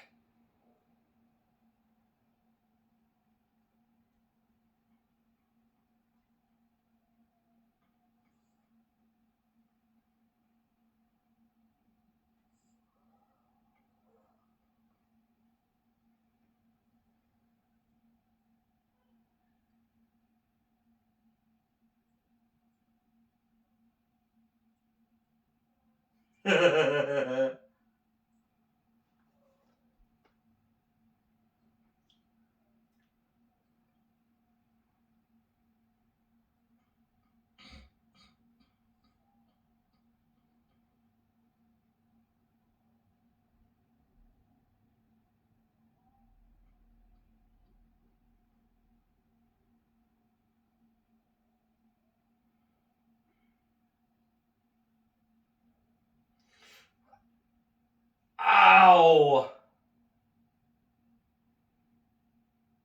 I've never been clawed by anything bigger than my dog. Okay? I did get clawed by my cat a little bit. But, like, nothing like, not like a major gash. I've never had a major, like, scar or opening like that. I can only imagine how painful that actually was. I'll tell you what, Padme might be a woman, but she's got some big balls for a woman. Because she literally just, Indiana Jones, with her chains, jumped down and swung and kicked that ferocious, killing beast. I mean, I'm going to tell you what, I don't think I could do that. I would probably be cowering in fear on that pole. I'd be lucky if I even made it on top of the pole and wasn't dead already. Being 100% honest.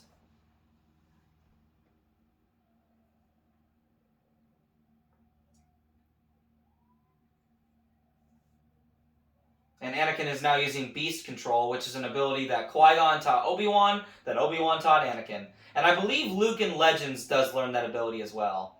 And I know Ahsoka has it too, because that was one of her earliest abilities she had as a newborn that we see her use on a type of ferocious tiger beast in the first episode of Tales of the Jedi.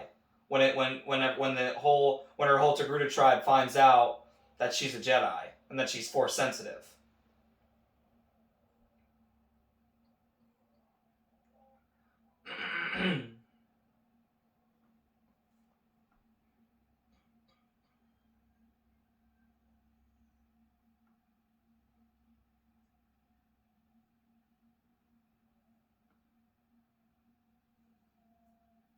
Nice.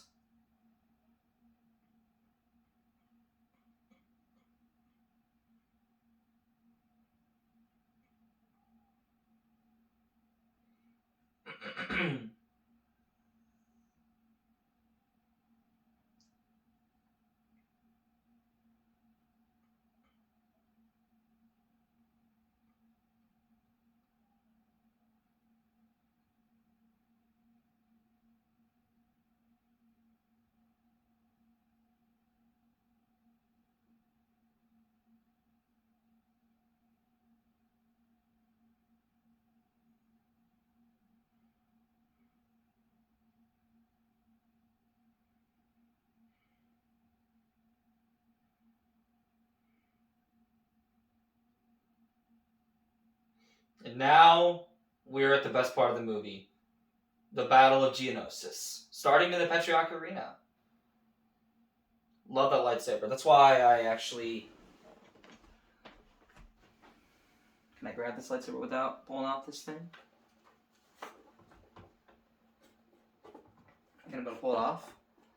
Just seeing all the Jedi ignite their lightsabers is so cool, but that's why I actually have Mace Windu's lightsaber right here.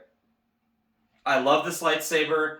I'm so glad I bought it. And it's such a clean looking lightsaber. The gold looks clean. Everything about it just looks clean. And the purple on it, whenever you do ignite it, it's actually really nice. But that's why I display it right here on top of all my Star Wars box sets. It's just such a nice lightsaber hilt, dude. It's so clean. And this entirety, the rest of the movie just slaps. It just goes so hard, and I love it.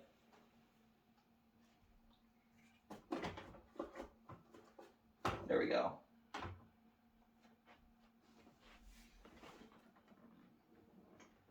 The mother of all wars has begun!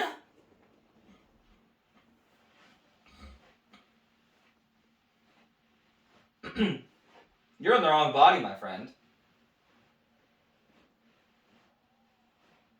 And then Padme just gets a blaster. All the Jedi have lightsabers, and she gets a blaster.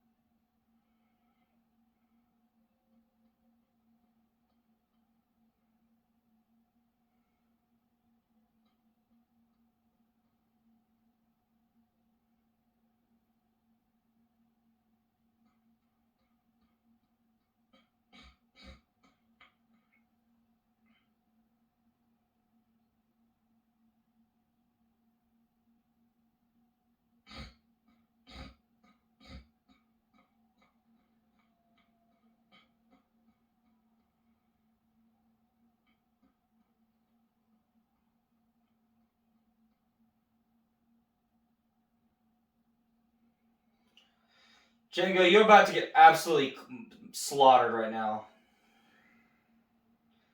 And of course, the Reek had to run over his jetpack and malfunction it. I wonder how many jetpacks Django actually went through in his life. Well, all I can tell you is it's definitely the last one he's going to go through because, well, this scene right here with Mace Windu. And no cap. No chance. Just absolute beheadment. Absolutely dead. That man is absolutely 100% dead.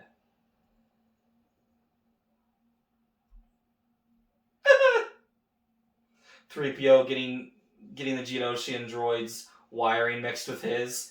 Die, Jedi dogs! Oh! What did I say? He's sorry for killing. I wonder how many kills 3PO's head on a Geonosian droid body actually got. I wonder what 3PO's kill streak is. Because I've always wondered that, and it's like, bro, imagine if, like, in canon they eventually explain how many kills 3PO actually gets in the Geonosian arena. He kills, like, 10 Jedi. It's like, alright, 3PO. You slay queen. Sorry, that was cringe. Obi-Wan about to dismember some more limbs. Obi-Wan the master of dismemberment. And he goes for the leg! He cuts off a leg, he cuts off another leg, and oh my goodness! He goes for the head, and he slays it! Absolute mad lad. What do you think he's here for? He's here to fulfill mission objectives. Save 3 of your friends. Mission accomplished. He has saved 3 out of the 3 friends. Why is this movie now in low quality again? I don't understand. It is what it is, I suppose. Literally, though, I'm not even joking. Windu got 184 Jedi killed just to save 1, and he ended up saving 3 people, really, in all honesty. Like, I mean, I guess in retrospective, the whole Jedi Order should have just shown up. Or as much, or at least 300 to 400 Jedi should have shown up. That no cap. That's how many should have shown up. They still probably would have lost a lot of Jedi, but it would have made more sense than sending in 212 Jedi. It just was not enough to match with the numbers.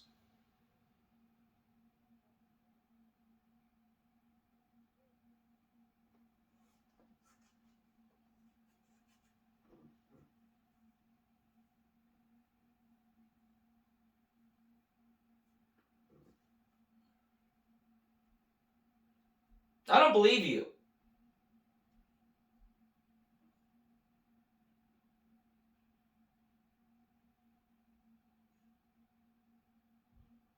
Wow, you really gonna do a man dirty like that? Dooku? Mace Windu will remember that.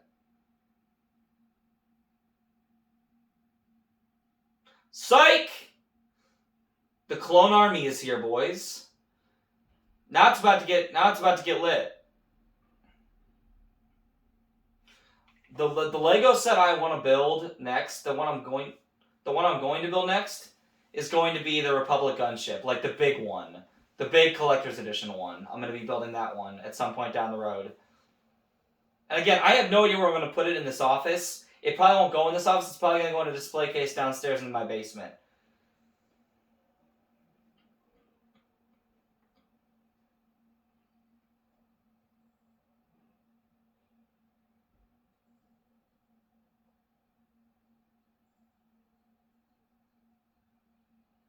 Oh, that poor clone. That guy was the first clone to die.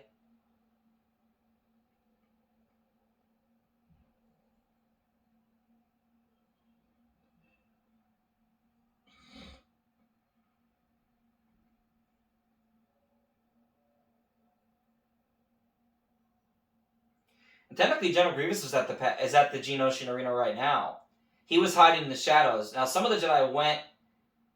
So there were other Jedi in the arena still. They were in the back parts of the arena, and a few of the Jedi discovered Grievous, and he killed them instantly and took and those were the first And those Jedi he killed when he was in the catacombs of the Geonosis Arena, those were the first lightsabers he claimed for his own. He started his fine edition of his collection.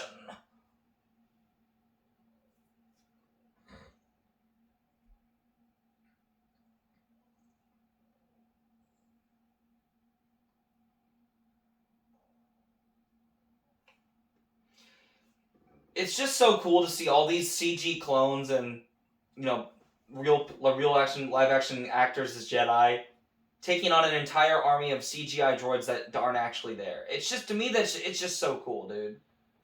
Like, how technologically advanced Lucasfilm really was at the time. Like, they were the forerunners for the entertainment industry, and they really laid the groundwork for the Marvel Cinematic Universe, the DC Expanded Universe.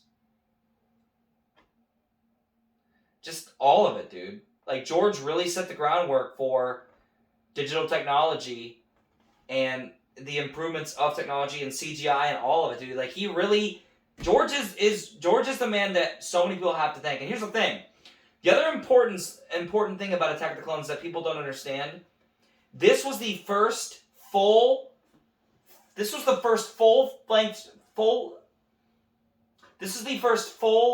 feature film filmed fully with digital cameras. They were going to do it with Phantom Menace. They did not have the cameras ready in time. So Attack of the Clones is on record as the first full-length feature film filmed fully with digital cameras and digital technology. It was a huge, groundbreaking achievement. Because it would be the blueprint for movies going forward. Most movies, anyway. There are still plenty that do use the analog cinema or the regular, the standard cinema. But, it just depends on the type of movie you're making. Really, it does.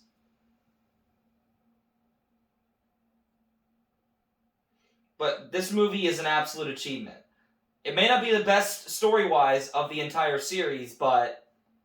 Or at least of George's 6 films, I think it's the weakest in terms of the story, but... It has a lot going for it in so many other areas. Like the special effects, like the technology, like the fact that it was filmed on all digital. It's a huge achievement in those areas. And that we must not deny. We should not deny.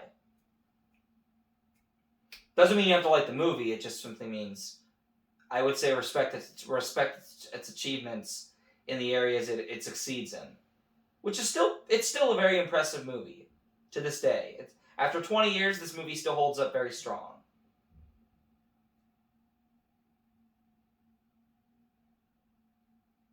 And I love how the Geonosians were the ones that ended up building the Death Star. And you know what happened after they built the Death Star? They were freaking genocided by the Empire. And again, it just goes to show the Sith always betray one another. Even their allies, they betray. All for their own gain. Because they're selfish, they're greedy, and most of all, they are pure evil. Dooku, I would not say is pure evil. He ended up being a force for evil, but I think Dooku did have good intentions. He just went about them the wrong way. And it's kind of sad in that regard.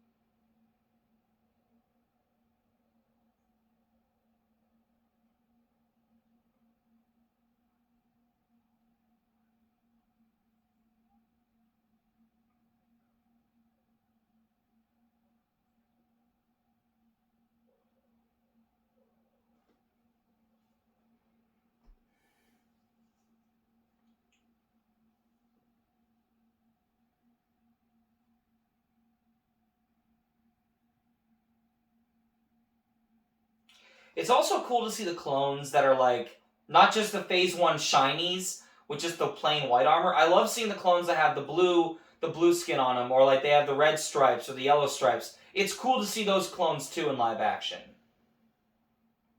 And it was even cooler to see the 501st appear again in the Obi-Wan Kenobi series after all these years, dude. It was just so cool to see them.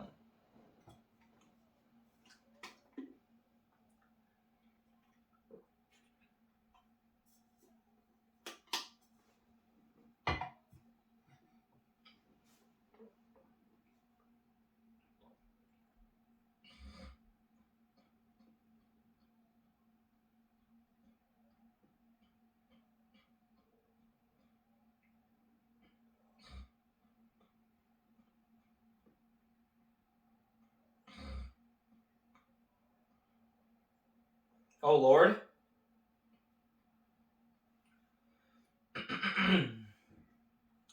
Well, at least she landed in a soft substance and not like a rock-hard ground. But she landed in Anakin's worst fear, which is sand.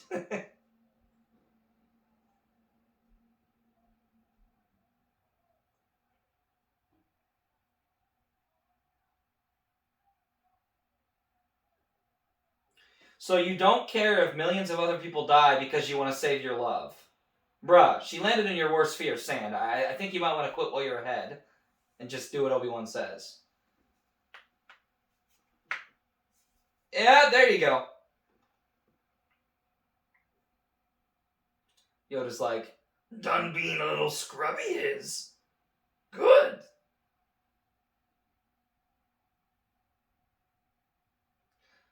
I love how in a couple of these scenes in episode 2, Yoda speaks. He speaks regular. He just goes, well done, Commander. Bring me a ship. Like, no, bring a ship. To me you will. Like, he just speaks normally. Well done, Commander. Bring me a ship. What happened to your backwards talking, my friend? Did you have a stroke?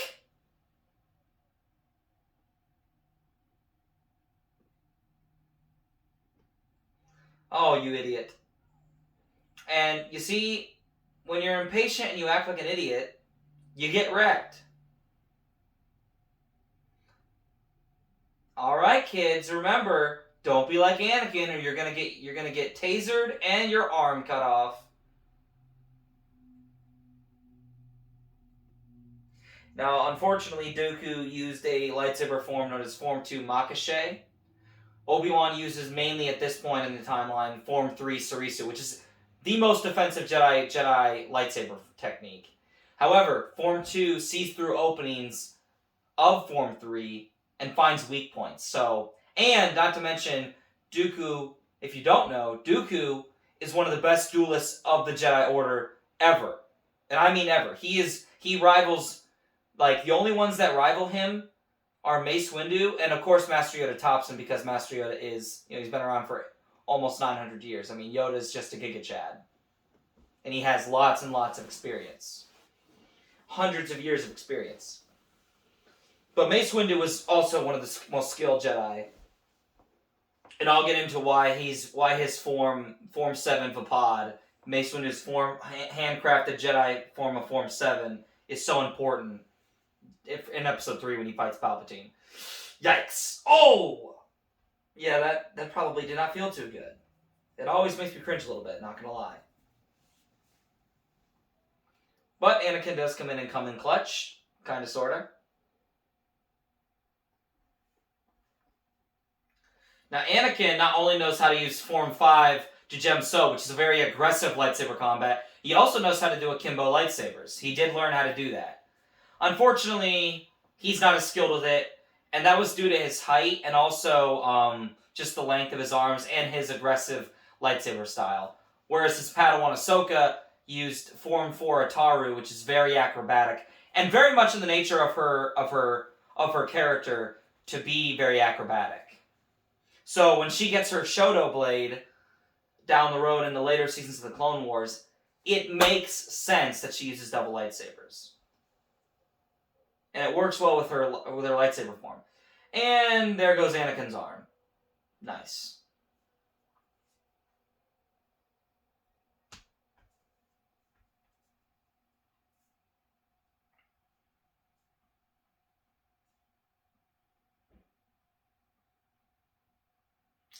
Now it's time for the Grand Master to clap some cheeks.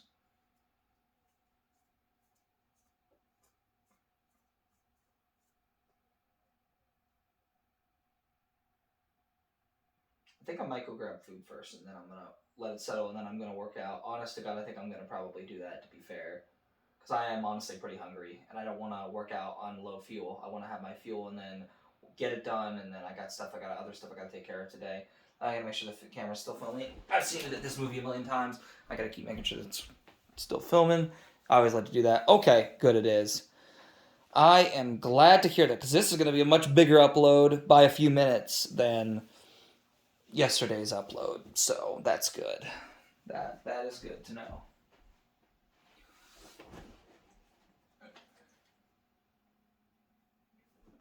You know, I would think Dooku would know that Yoda knew the ability to block lightning and lightsabers with his hand, which is Tutaminis. It's an ancient Jedi ability where you can block Force lightning or block lightsabers. What's her name? I can't remember her name, but she's a very famous Jedi. She ends up becoming Darth Revan's. She becomes Revan's wife in the Old Republic. But she could literally block lightsabers with her hand. She actually blocks Darth Malgus' hand in the Old Republic. But Yoda knew how to block Force lightning with this ability. And of course, Yoda is a master of Form 4 Ataru, which in his small stature, it's very acrobatic and it comes in clutch. And Yoda trained Count Dooku, so he knows him inside and out. Dooku might be a skilled duelist, but again, I don't think Dooku could ever beat Yoda. Maybe like in Episode 5, Episode 6 Yoda, because Yoda had to go into hiding. If you're going off of those stats, I think at that point, if Dooku was still alive and still super powerful, if Episode 2 Dooku fought Episode 5 or 6 Yoda, I think Yoda would still fight well, but I think Dooku would probably still beat Yoda if you're going off of the stats that Yoda still had to, be in hiding and didn't really do a lot of lightsaber fighting. I think Dooku may have a chance to kill Yoda at that point. But again, that's like going into multiverse timeline stuff. That's like Mortal Kombat or like Dragon Ball Xenoverse type power level type debates, which is not realistic to Star Wars or anything for that matter. But it's fun to have those debates for sure. But of course, Dooku had to pussy out because he's a sissy and he's got to fulfill his master's grand plan.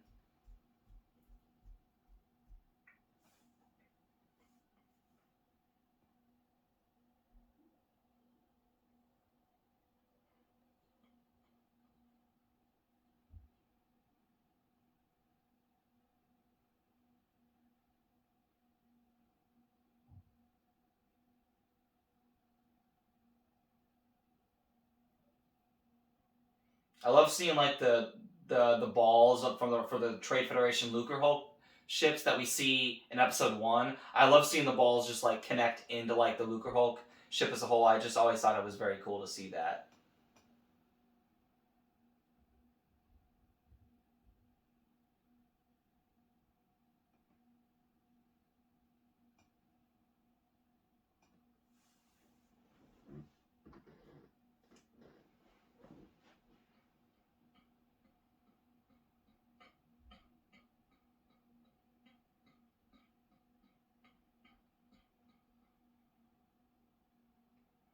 Now, the area where Dooku is meeting Palpatine is also, of course, if you guys have watched Tales of the Jedi, it's also the same place where Yaddle follows Dooku to, which is like, again, when that happens, when Yaddle follows Dooku to the projects area, which is like an abandoned, run-down, polluted area of Coruscant, that, of course, takes place right after the Phantom Menace.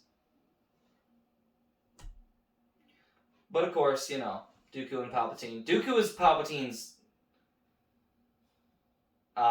key player for much of the Clone Wars.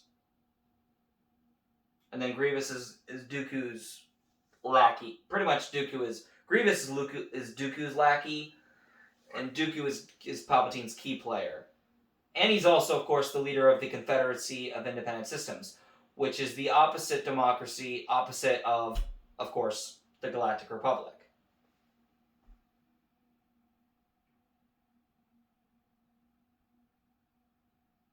Everything is proceeding as I have foreseen. The war has begun.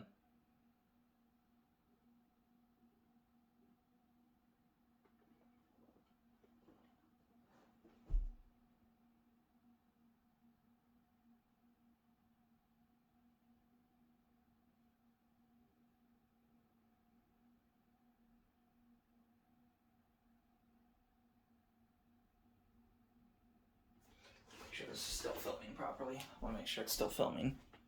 Okay, good. Because we're at 2 hours and 20 minutes. That's good.